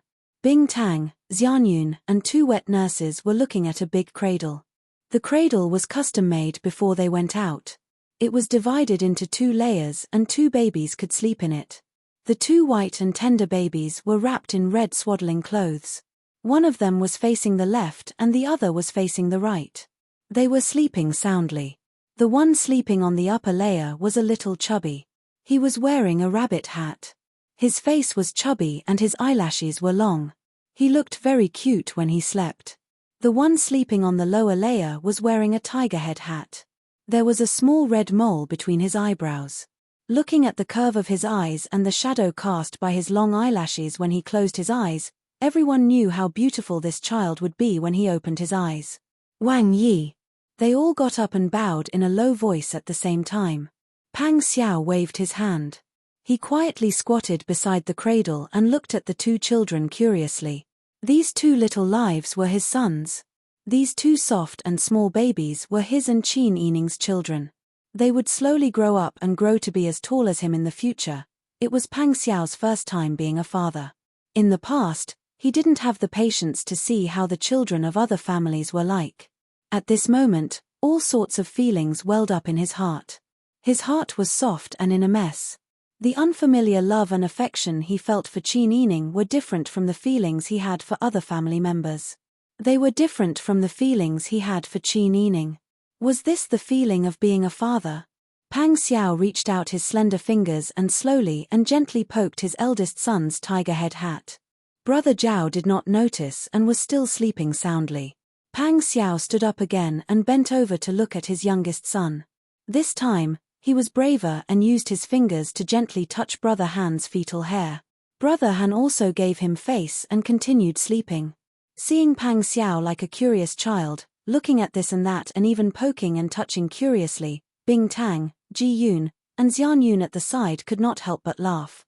Even the 2 wet nurses who were not very familiar with Pang Xiao smiled.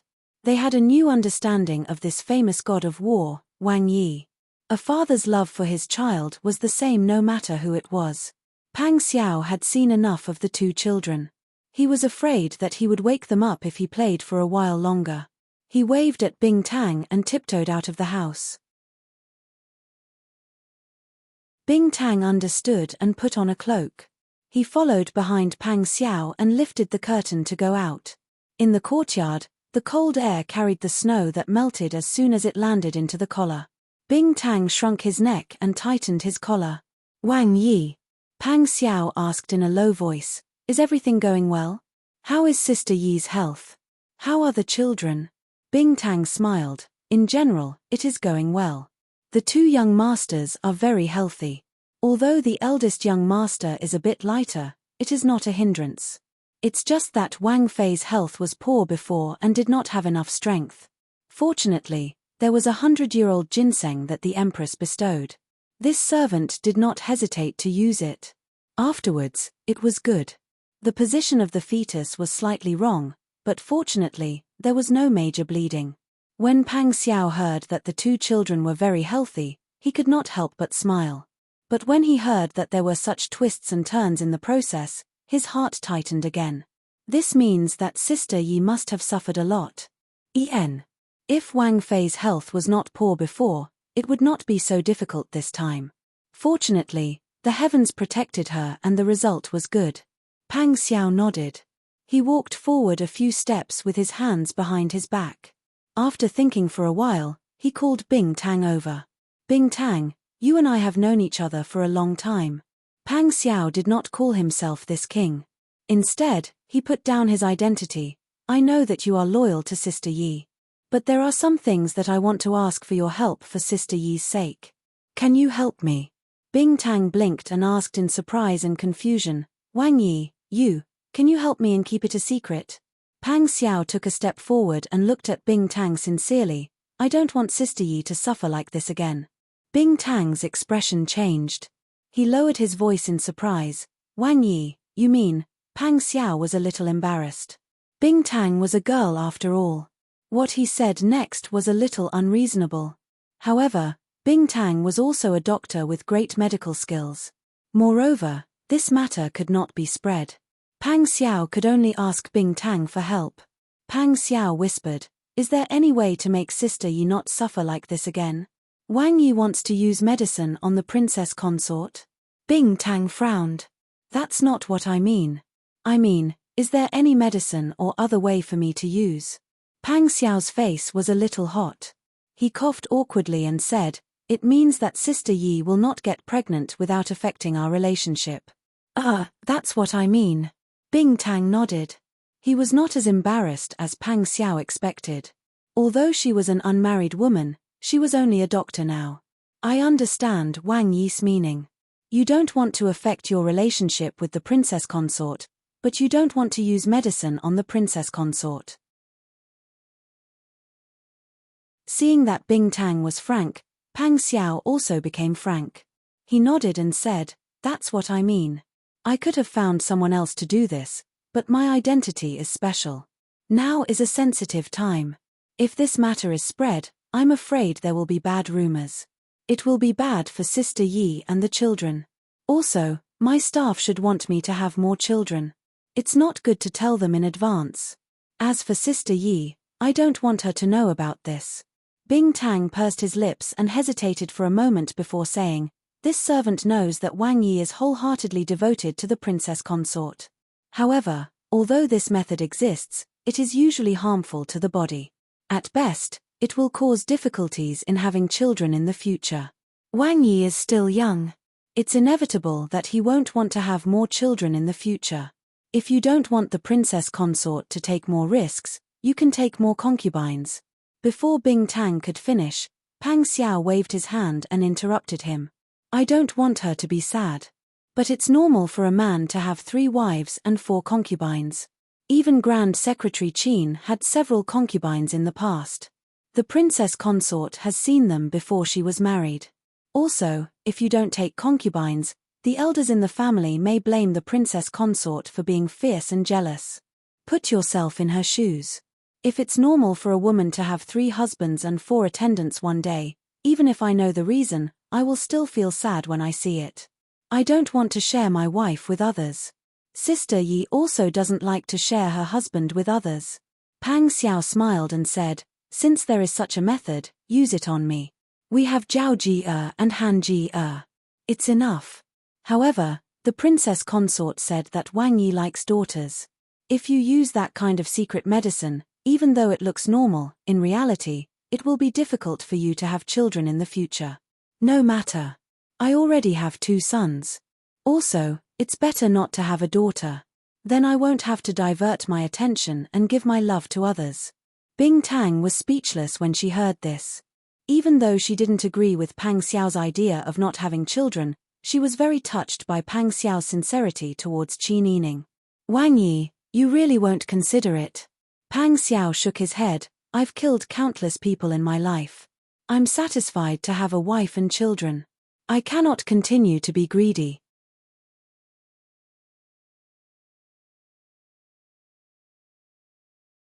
Chapter 653. Seeing that Pang Xiao had made up her mind, Bing Tang knew that it was futile for her to continue persuading her. Moreover, they were master and servant. The servant had no reason to disobey the master's orders.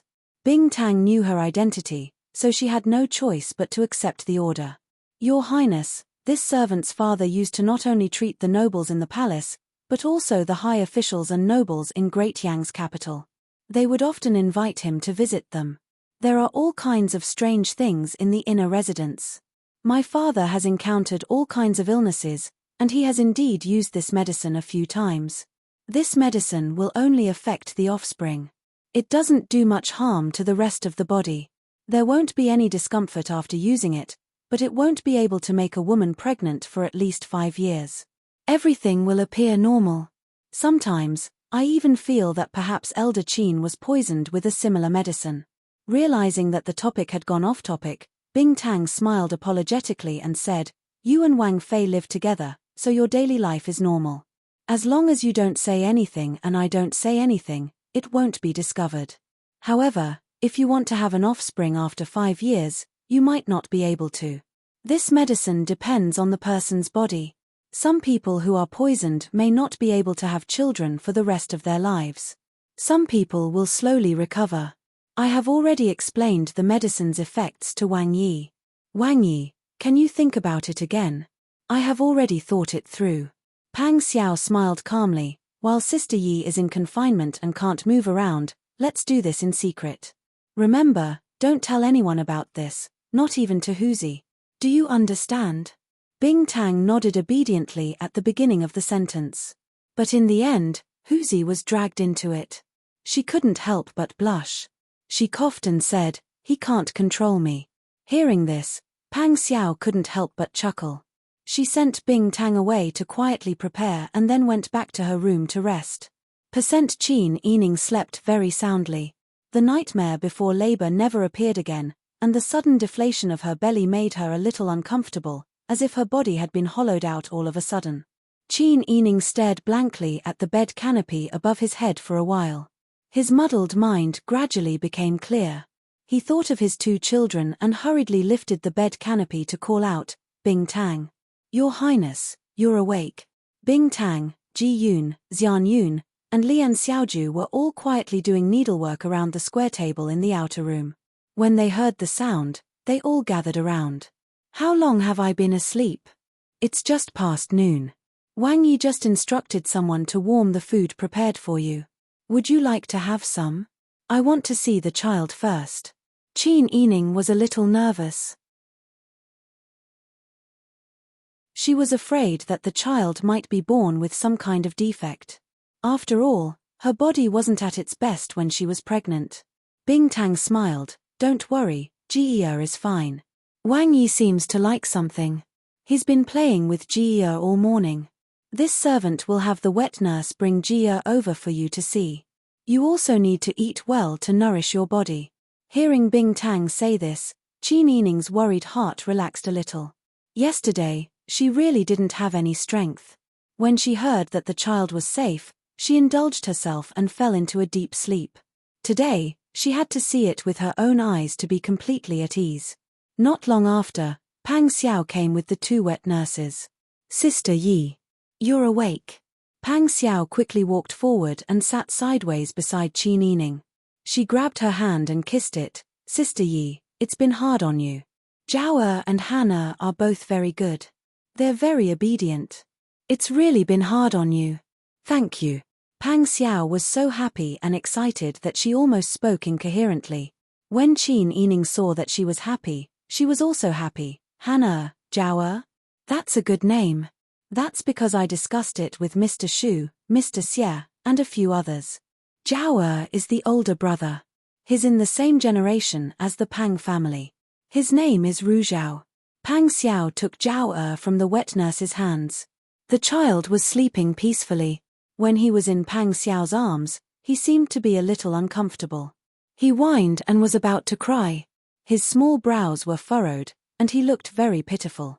Pang Xiao was so scared that her arms stiffened. For a moment, she didn't know how to treat such a weak life. She quickly got up and placed Zhao next to Qin Yining's pillow. Qin Yining tried to turn sideways. She looked at the infant wearing a tiger head cap and a small red mole between his eyebrows. Her expression was gentle and satisfied. "Where's the other one?" "Hannah is here. This kid is a little stronger than his older brother." Pang Xiao carried Hannah over and placed him next to Zhao. Miraculously, as soon as Hannah was put down, Zhao, who was whining and about to cry, quieted down. His small fist stretched out of the swaddling clothes. He closed his eyes and fell asleep again. His sleeping posture was exactly the same as Zhao's. Pang Xiao looked and laughed. Look, our sons are indeed twins. They're so connected. Even their sleeping posture is the same. Qin Yining lay down contentedly. He looked at this and that, and the more he looked, the more he liked them. After all, they've lived in my stomach for so long. They're familiar with each other, Qin Yining said with a smile. Did you send the good news home? Pang Xiao said with a smile, I did. I arranged for someone to go back to the capital early this morning to report the good news. It's good that it's difficult. Qin Yining breathed a sigh of relief and looked at his infant son with a smile. His heart was filled with joy. Because he cared about the sleeping children, Qin Yining's voice was very gentle. I was worried that the children's bodies would be affected by me. Now that I see that they're both healthy, I'm relieved. Pang Xiao leaned over and kissed Qin Yining's forehead and cheeks. Then, he kissed the two children's little cheeks. The children groaned in discomfort, which scared Pang Xiao so much that he quickly stood up and stood aside as punishment. He had experienced the piercing sound of a child's cries before. Qin Yining patted the two swaddling clothes gently and hummed an unknown melody. Soon, the children fell asleep again. Pang Xiao still had a lingering fear and said in a low voice, I'm afraid that they'll cry now. When one cries, the other will want to cry as well. When the two of them cry together, it's almost deafening. Children will cry when they're not feeling well. Qin Yining looked at the two children with a smile and patted their swaddling clothes gently. Pang Xiao looked at the three people he cared about most in his life and said with satisfaction, that's why it's said that my wife and children have a warm bed. Now, they're all working together. Strange Taoist always said that a comfortable life would wear away a person's will. Pang Xiao used to not care about anything and was not afraid of anything.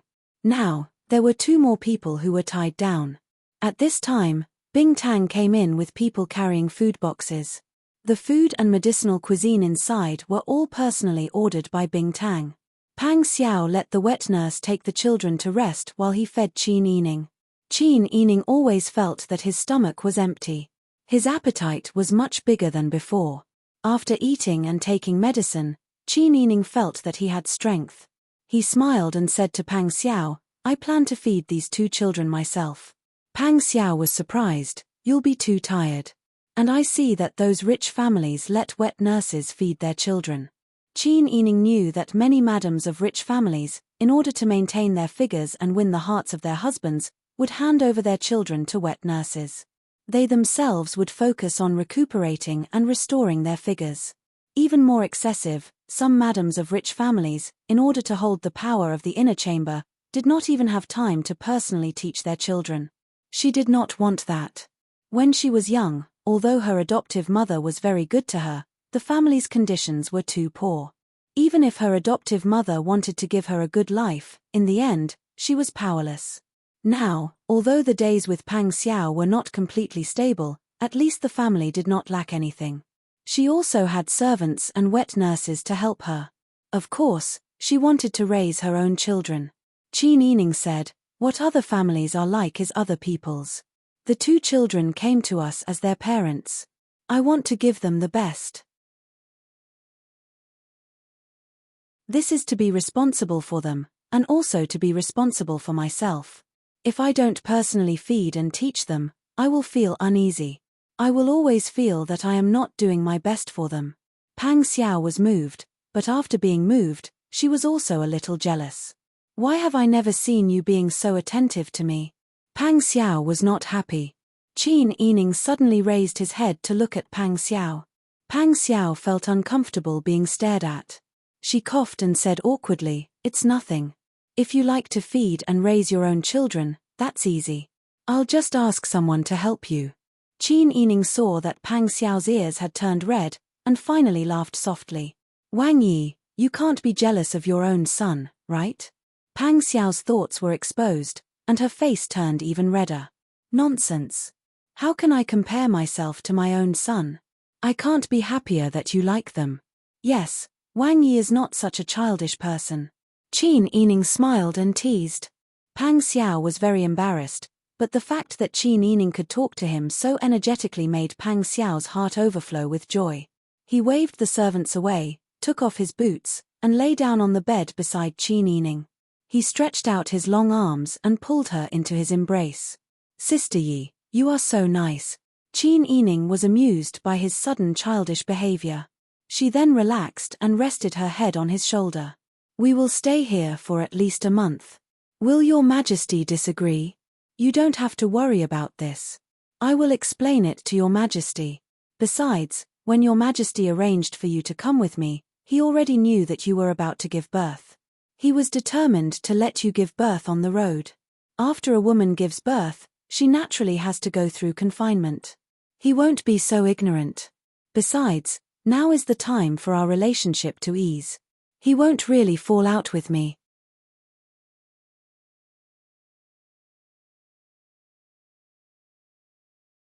Chapter 654.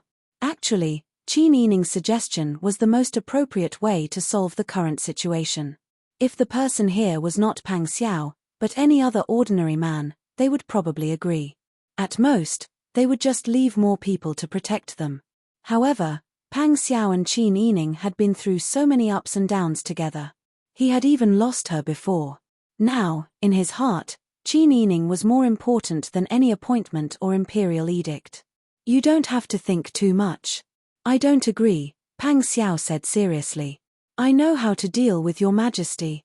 No matter what, I will not let you and the child out of my sight." Seeing Pang Xiao frowning and pursing his lips unhappily, Qin Yining smiled and said, "All right, since you have already made arrangements, I will listen to you." Qin Yining did not continue to persuade him to leave first. This made Pang Xiao's frown relax. Pang Xiao said, "Then it's settled. Let's rest here now. I will also send people to scout ahead and make the initial preparations. This way, we won't be in the dark when we arrive at the old capital. Also, I will need some time to gather information. During this time, you just need to take care of your body. Once you have recovered, you can continue to help me come up with plans." Qin Yining laughed and said, "You have Mr. Shu, Mr. Xie, and so many other aides. It will not be my turn to come up with plans for you." "That's different." Pang Xiao said, "You are wholeheartedly doing this for me. Also, you are extremely intelligent. You have inherited all my father-in-law's teachings. Mr. Xie, Mr. Shu, and the others all admire you. If you recover quickly, you will be able to help me a lot." Qin Yining smiled and nodded. He knew that Pang Xiao was mostly coaxing her, but he still felt happy. Since Pang Xiao had made a decision, she knew what she was doing. Qin Yining didn't want to be separated from Pang Xiao either. If she was with him, she would feel more secure. Therefore, she didn't mention letting Pang Xiao take up the post first. Instead, she focused on recuperating and taking care of her child. A month passed in the blink of an eye. Just as Qin Yining's body had almost recovered and Pang Xiao's group was preparing to continue their journey, in the capital of Daeju, Li Qitian and Qin Huiyuan received the news that Pang Xiao had two sons at the same time. On Li Qitian's side, although the empress was also pregnant, even if the empress could give birth to a male heir, the good news would still come later than Pang Xiao's side. They were twins, and many people were envious of them. Li Qitian held a breath in his heart and didn't have a good expression these days. Even the Empress Dowager and Li Helan had to think carefully before speaking when they saw him, so as to avoid encountering Li Qitian's taboo. The Empress also noticed Li Qitian's abnormality, but she wasn't angry about it. She just focused on recuperating. After experiencing the palace coup, the Empress's conduct was much more stable. In contrast to the tense atmosphere in the palace, Qin Huiyuan brought back the news that Qin Yining had given birth to a pair of twins and that mother and children were safe. The Sun clan and the Ma clan were overjoyed. Yarrow Chenggu and the Yarrow clan were also happy. Being able to hold great-grandchildren, they felt less scheming in their hearts and only felt very satisfied. The Ma clan and the Sun clan were anxious to fulfill their wishes. Seeing that they couldn't leave, they ordered their most capable servants to go and add more incense money. There was still Zhong Luoqing's matter in the mansion. Except for the old madam, the rest of the family Qin were also overjoyed. Although the end of the year was approaching and the mansion was preparing for new matters, in order to celebrate the birth of Brother Zhao and Brother Han, The atmosphere in the mansion was even more lively than during the New Year. Qin Huayuan went to the study and personally ground the ink to write a letter. He wrote down all the instructions on a thin piece of paper and had someone send it to Pang Xiao. When Qin Huayuan's letter reached Qin Yining and Pang Xiao, they had already arrived at the southern border of the Dian dynasty, where it intersected with the current southern Yang. Pang Xiao was busy announcing the imperial edict to Yuqi Shujie. Qin Yining took the two babies to wait at the relay station. While waiting for the news, he also arranged for Master Zhong to continue with his work. Things went as expected. Yuqi Shujie happily received the letter of credence. From then on, he was an independent country recognized by Daju. He no longer had to act according to the Yuqi Yang's wishes and didn't have to bear the crime of treason for the rest of his life. Yuqi Shujie became the legitimate emperor of southern Yang. In this way, the Yuqi Yang became superfluous. The Yuqi Yang was originally a Junwang conferred by Li Chitian. Now, in front of Yuqi Shujie, he went from a high and mighty emperor to a Junwang of Daju. One could imagine how he felt. Qin Yining didn't see this with his own eyes. He heard the tension of the matter from Pang Xiao after he came back. After interacting with Yuqi Shujie, everything became smoother, just as Qin Huayuan expected. The Yuqi Yang was sent back to the old capital of the Yang dynasty by Yuqi Shujie's people. Pang Xiao and Qin Yining also returned to Daju's land and arrived at the old capital. The Yuqi Yang received land and was conferred the title of Zhennan Wang by Your Majesty. The old capital was now part of the Yuqi Yang's territory. Therefore, when Pang Xiao and Qin Yining's carriage arrived at the old capital, they received a warm welcome from the Yuqi Yang. It was nearing New Year's Eve. The unique humid and cold air of the south seemed to be floating with the smell of the new year. The Yuqi Yang led the old officials of the Yang dynasty who came back with him a while ago to open the old capital gates and welcome the arrival of Grand Marshal Pang Xiao and his family. Qin Yining held the sleeping Zhao Ji in his arms and gently lifted the curtains. The city gates were getting closer and closer, and the Yuqi Yang's vast army could be seen more clearly. Pang Xiao, who was riding a shiny black horse, walked at the front of the army with a straight posture. He was like a flag that wouldn't fall. In fact, he was awe-inspiring and showed off his ability. Even though he couldn't see their faces clearly, Qin Yining could feel the solemnity of the Yuqi Yang's army. To the people of the Yang dynasty, Pang Xiao was the person who conquered the Yang dynasty. He was someone they hated and feared. They couldn't help but be tense. However, to Qin Yining, this was her hometown. The land that she bought and the shops that Pang Xiao bought were all here. It could be said that her and Pang Xiao's family assets were all here. She could feel very relaxed. Qin Yining lowered the curtains and looked at Bing Tang, who was holding Zhao Ji. He said in a low voice, "After we enter the city and settle down, I will accompany you to send some money to your family." Bing Tang's entire family was killed by the Demon Empress and was buried hastily. This time, Qin Yining wanted to take advantage of this opportunity to make arrangements for the Tang family. This would also allow Bing Tang to let go of the past and not live with the heavy burden of the past.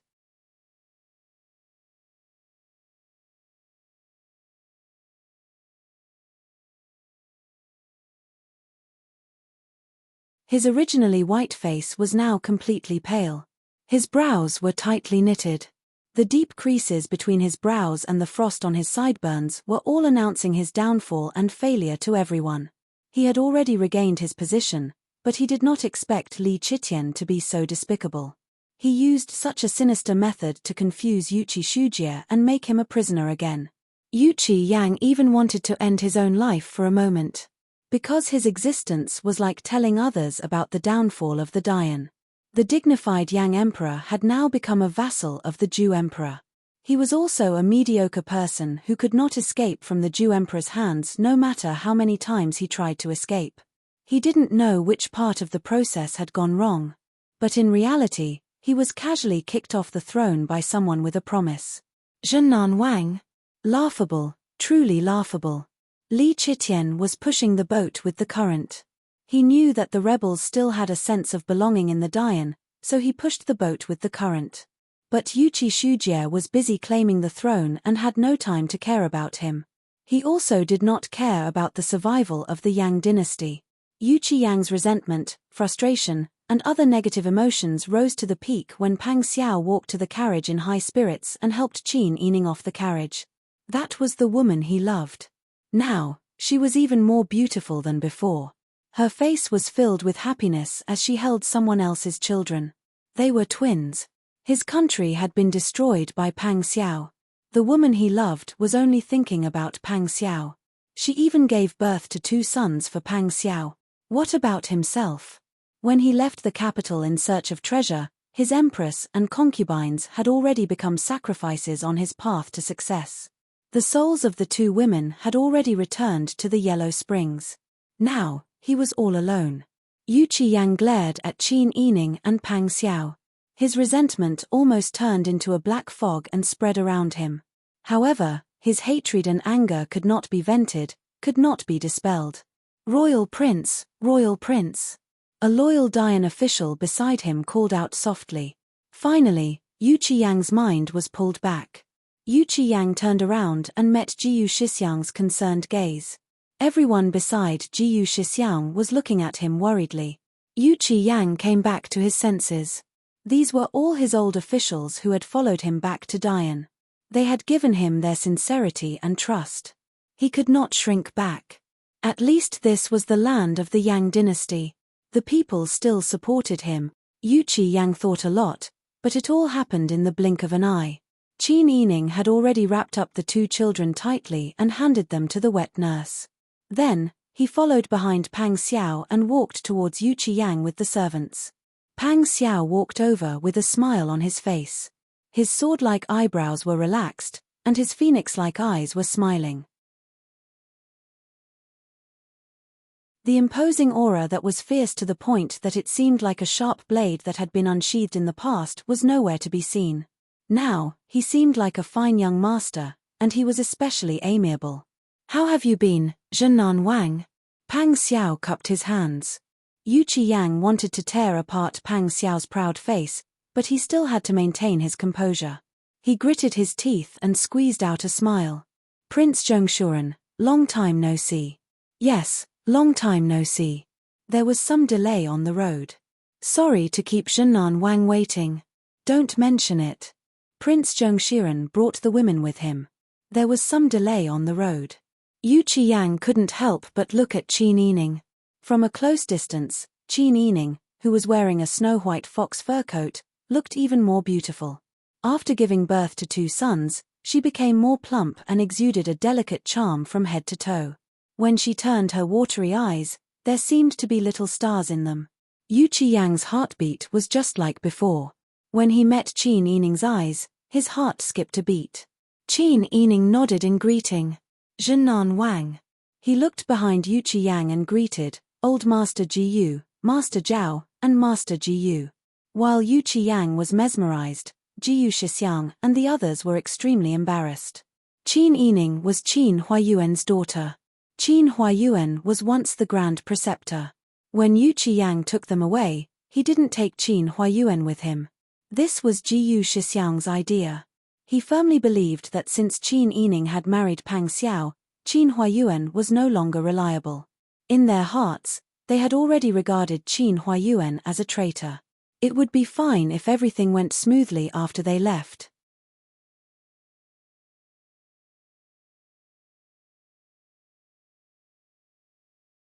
Chapter 656.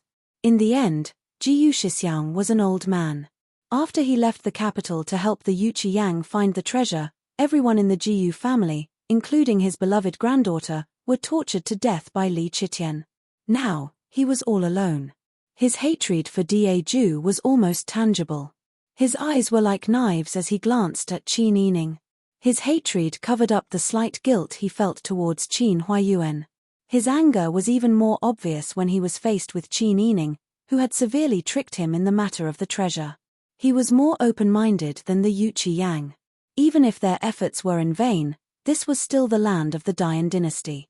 The people here had almost no sense of belonging to Daiju. In their hearts, they believed that they were people of the Yang dynasty. Therefore, when the Yuchi Yang came back and called for help, many people and Jianghu people responded. Jiyu Shixiang didn't think that Pang Xiao and Qin Yining had the ability to win over the people's hearts. Not bad. Prince Zhengxian actually still remembers us old officials. I thought that Princess Consort was now wholeheartedly loyal to her husband's family and regarded us as scourges. You're joking. Qin Yining smiled and was extremely polite to Jiyu Shixiang. You're still as humorous as before. Your body is still so healthy. They began to chat. Jiyu Shixiang sneered, don't worry. My old bones can still withstand the torment. Pang Xiao saw that Jiyu Shixiang's malice and anger were about to materialize. He hurriedly blocked Qin Yining behind him and responded to Jiyu Shixiang with a smile, Old Master Jiyu is healthy. Your Majesty can rest assured. When you left the capital, Your Majesty specifically told me that Old Master Jiyu is an old official and should be treated well. There's no reason for you to run around outside and tire yourself out. Jiyu Shixiang became vigilant, I'm used to suffering. I don't care about these things. I run around for our emperor. Zhennan Wang. It's nothing. It shouldn't be like this. Pang Xiao sighed softly. Yuchi Yang was alarmed. He looked helplessly at Pang Xiao. Pang Xiao said gently with a smile, Old Master Jiyu is old. After you left the capital, there were even rumors that you died. Your Majesty was very sad when he heard this. Now that you are well, and His Majesty misses you very much, His Majesty intends to prepare a carriage to escort you back to the capital to enjoy your old age. No. Jiyu Shixiang of Zhennan, said anxiously, Daren, you can't go. Pang Shixiang of Yuchi Zhennan Wang Yining looked Zhennan Wang. As the leader of the ministers of the Yang dynasty, he was still careless and spoke without thinking. He had completely lost the demeanor of a leader. Zhennan Zheng Wang Pang Xiao's tone was as gentle as the spring breeze. But in Yuchi Yang's eyes, he was like a snake with its tongue out, waiting for an opportunity to bite his throat. Yuchi Yang's expression was ugly.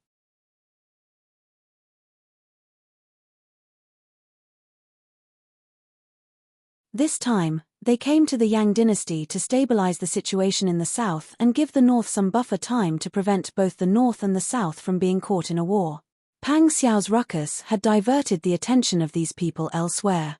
At least now, when they were making a decision, they didn't have time to consider the situation in Daju that was being attacked from both sides.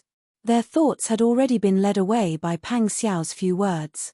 If Your Majesty can understand, then this king's heart of allegiance will not be in vain. Yuchi Yang gritted his teeth and told himself that a great man should know when to yield and when to stand tall. As long as he could keep Jiyu Shixiang alive, he still had a chance to turn things around in the future. Thinking of this, Yuchi Yang regained his smile and bowed stiffly to Pang Xiao.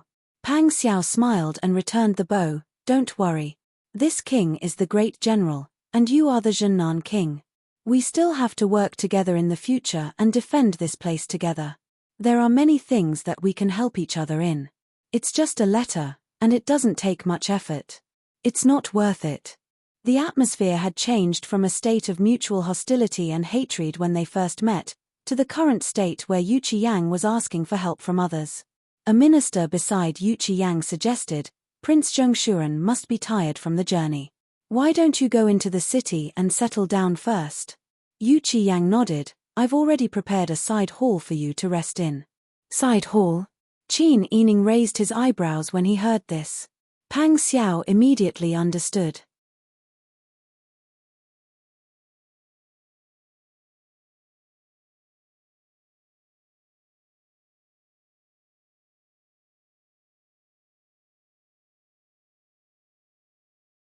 His mind was a mess. He gathered all his strength to say, What you said makes sense. Behind Yuchi Yang, Jiyu Shixiang almost wanted to scold Yuchi Yang for his stupidity on the spot. How could he let go of such a good opportunity so easily? If he missed this opportunity, it would be even more difficult to trick Pang Xiao and his group again. Was he so mesmerized by a woman that he even forgot her name? Wang Yi. Jiyu Shixiang took a big step forward and said in a slightly displeased tone, Prince Zhengshuren and Princess Consort came from afar. If we let them go back to the barracks like this, wouldn't people say that Wang Yi is neglecting visitors from afar? Yu Qiyang quickly nodded. That's exactly what I meant. It seemed that they treated the old capital as their own territory. That's right. Didn't Your Majesty give Yu Qiyang a few of the rebellious prefectures as his fiefdoms? His sense of belonging wasn't without reason.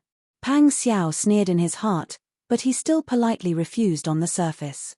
Jiyu Shixiang's face became serious. Prince Zhongshiren, could it be that you look down on our Zhennan Wang? Is that why you're refusing like this? We all serve the court and guard the south. Does Prince Zhongshiren really want to be enemies with the Zhennan Wang? If Your Majesty knew about this, he would be unhappy. I'm afraid he won't be happy. Qin Yining narrowed his eyes. Old Master Jiyu wasn't someone who could do well in front of an incapable ruler of Dian. Old Master Gu's ability to act shamelessly was top-notch. However, this was a conversation between men, and Qin Yining wasn't in a position to interrupt. Otherwise, he would have to trick him again so that he wouldn't have the energy to delay Pang Xiao's work. The two sides were in a deadlock, and the situation turned ugly.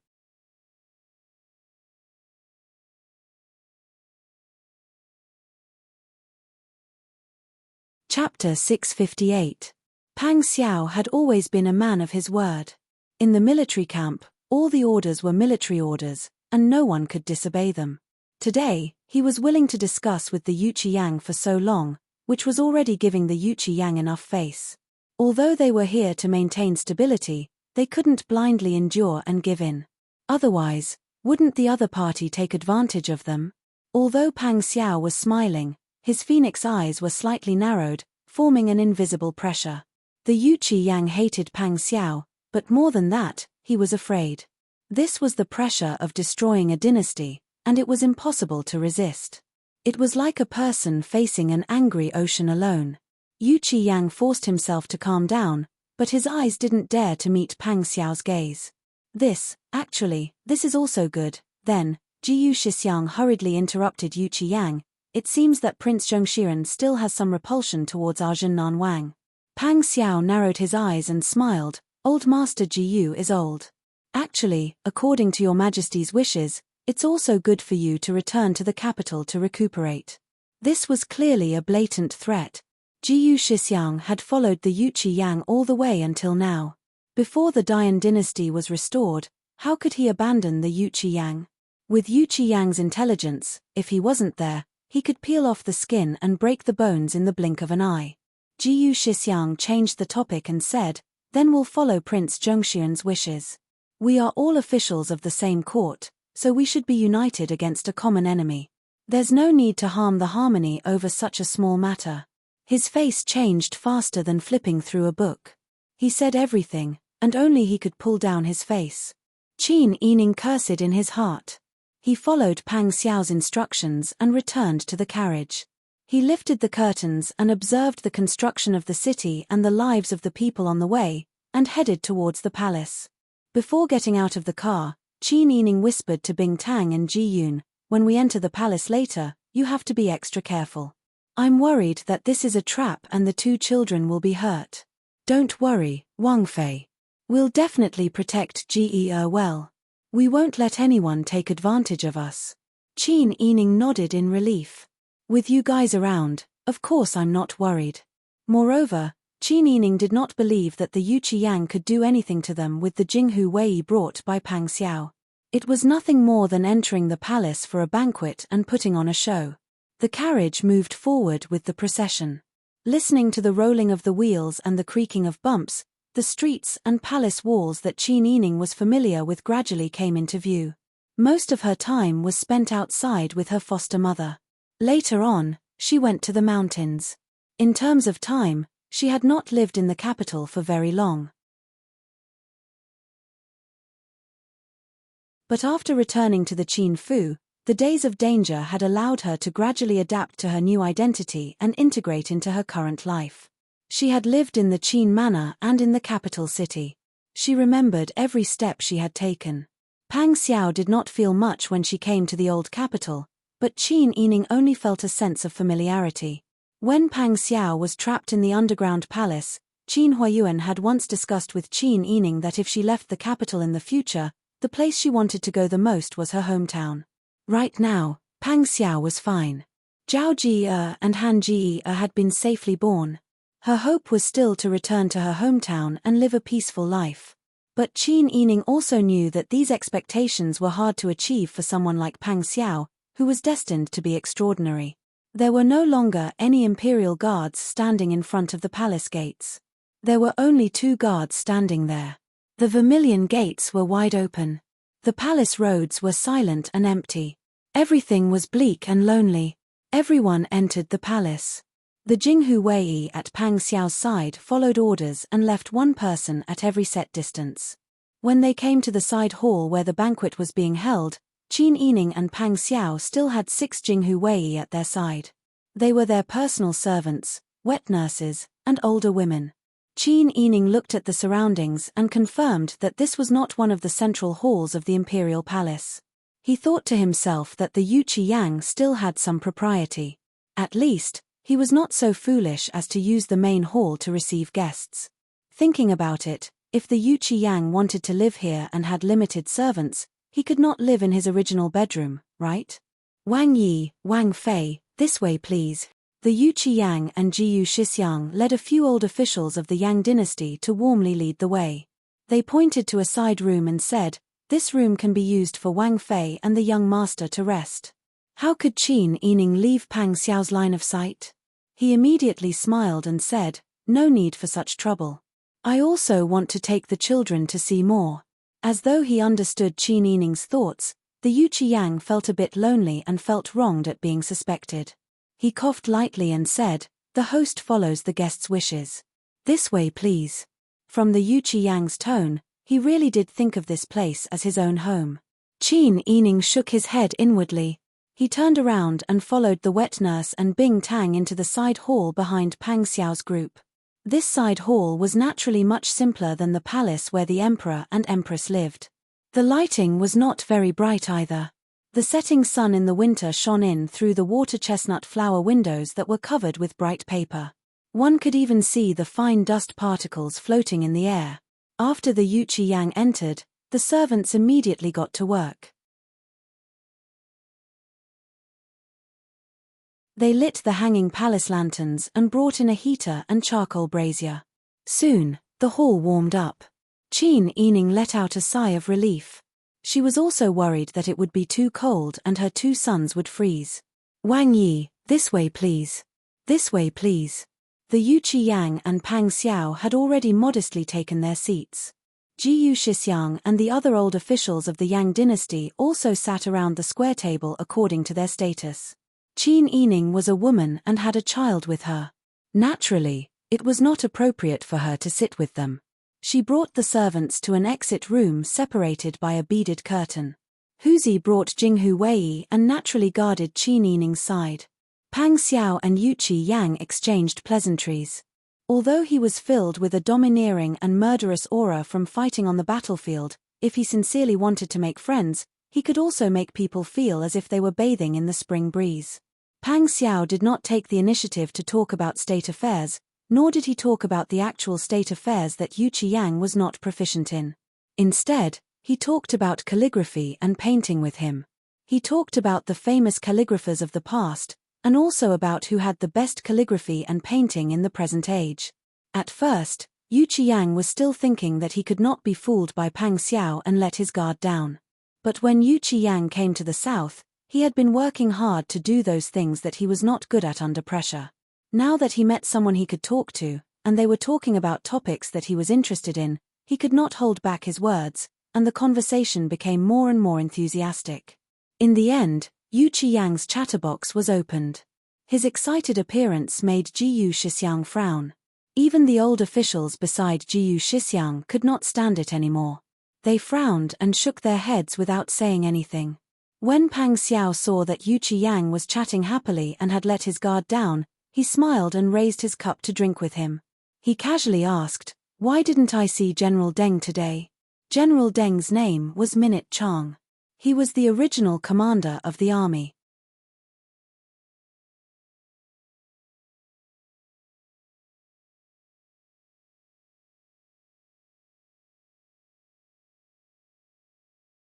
There were no outsiders by his side, so it was more convenient for Qin Yining to listen to the news outside.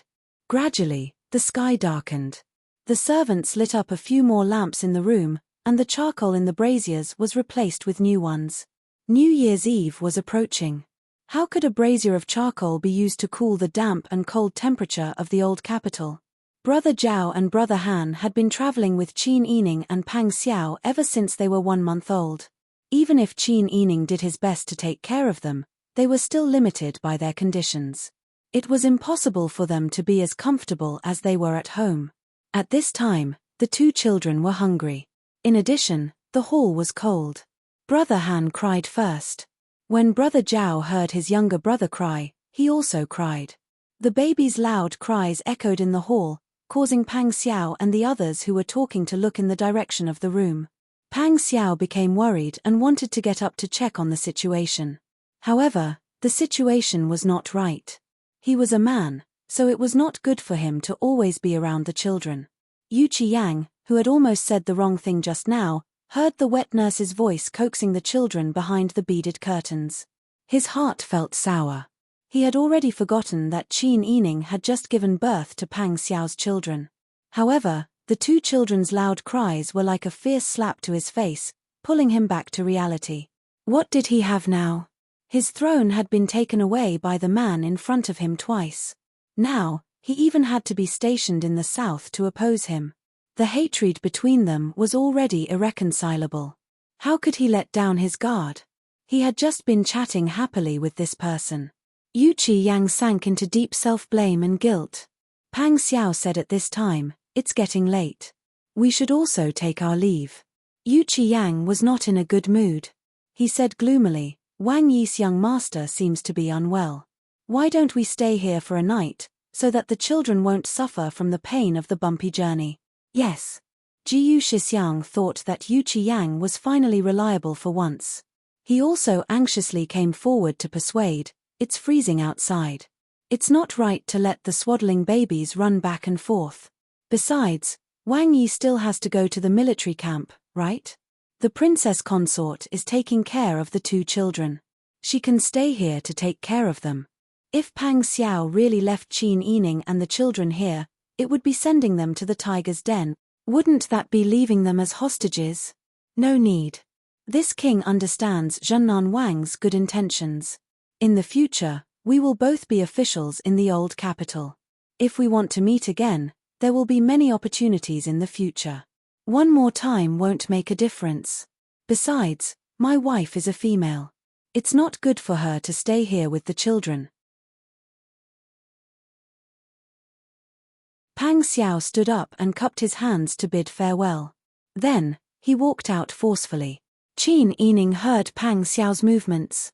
He had already instructed the wet nurse to carry the twins and put them on properly before walking out. Yu Qiyang pursed her lips. Seeing the 2 of them together, jealousy was like a cluster of flames, burning in her heart. Thinking of Jiyu Shixiang's words, Yu Qiyang stepped forward and said, "Prince Zhongshiren really insists on letting down this king's good intentions?" With this question, the atmosphere immediately turned cold. Huzi and Jinghu Wei immediately stood in formation and guarded Pang Xiao, Qin Yining, and the others. Ji Yun held the soft sword at her waist, ready to unsheath it at any time. Bing Tang clenched the small bag in his hand. Pang Xiao clasped his hands behind his back. His chin was slightly raised, his sword-like eyebrows slanted, and his phoenix eyes narrowed. He said arrogantly and unhappily, "What, does Zhennan Wang want to stop this king from taking the throne?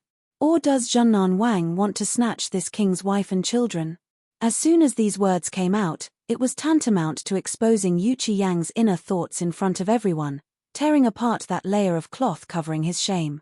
Yu Qiyang originally thought this way. Yu Qiyang's face alternated between red and white. Pang Xiao suddenly laughed loudly and patted Yu Qiyang's shoulder with his big hand. "It's just a joke. How can Zhennan Wang be that kind of dirty person who covets his wife and children? What's more, Zhennan Wang wholeheartedly cares for the people and the common people. He won't have the heart to start another war and let the common people suffer. This king understands Zhennan Wang's thoughts the best. Don't you think this king is right?" Yu Qiyang's shoulder was held by a pair of big hands that were like iron pincers.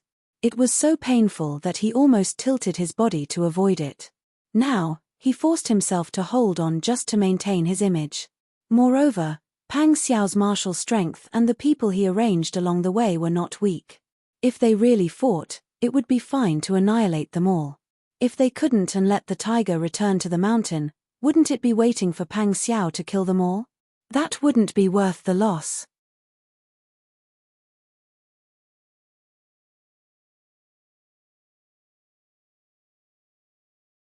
Chapter 660. Qin Yining put on his cloak and smiled as he watched Pang Xiao and Yu Qiyang argue. Seeing that Yu Qiyang had relented, he didn't hesitate and walked out with his children. Pang Xiao followed closely behind. He politely said goodbye to his colleagues and followed Qin Yining. Huzi and the imperial bodyguards did not dare to relax or slack off in the slightest. Their muscles were so tense that they looked like leopards that could pounce and bite their prey at any time. They escorted Pang Xiao and the others out of the palace. After walking for a while, one person returned to the team, and the team of imperial bodyguards became bigger. Yu Qiyang and Jiyu Shixiang walked out with the others. They saw that Pang Xiao's elite soldiers were all tall and strong. The weapons in their hands flashed coldly under the light of the torches. They had some doubts about their plan to take down Pang Xiao today. Forget it. It was better not to make a move against this evil spirit now. Just as Pang Xiao had said, there was still a long way to go. As long as they were still in this area, they didn't have to worry about not finding a chance to make a move. The people here were all loyal to the Dian. Thinking of this, Jiyu Shixiang's expression relaxed. Yu Qiyang had already restrained his thoughts of fighting Pang Xiao head-on. He walked them out of the palace with a calm expression. Qin Yining was nervous the entire way. When he reached the palace gates, he immediately let out a long breath. He turned around to look at the vermilion gates and said in a low voice, "Let's leave this place first. This palace is the place with the heaviest yin energy in history. Look, the children have stopped crying." Pang Xiao collected his thoughts and looked at his two sons, who were wearing tiger head hats, red jackets, and wrapped in big red quilts. He saw that their eyes were sparkling as they looked around curiously.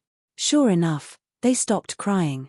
Pang Xiao clicked his tongue in wonder and then said, "It's cold. Let's hurry to the car. Don't let you and the children get cold." Qin Yining nodded and led the children into the carriage. Then, he deftly used Bing Tang to blow up the fire in the delicate charcoal stove. Pang Xiao didn't ride a horse this time. He sat in the carriage and sat side by side with Qin Yining. Ji Yun and the others got out of the car. Qin Yining was holding Brother Han in his arms. Before he got out of the Bing Tang, he stuffed Brother Han into Pang Xiao's arms.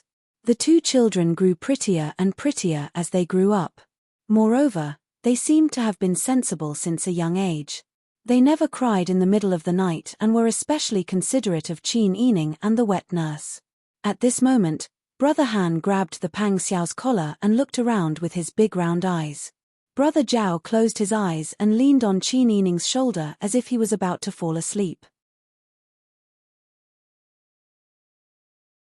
The small red mole between his eyebrows made his little face look as cute as a doll in a New Year picture.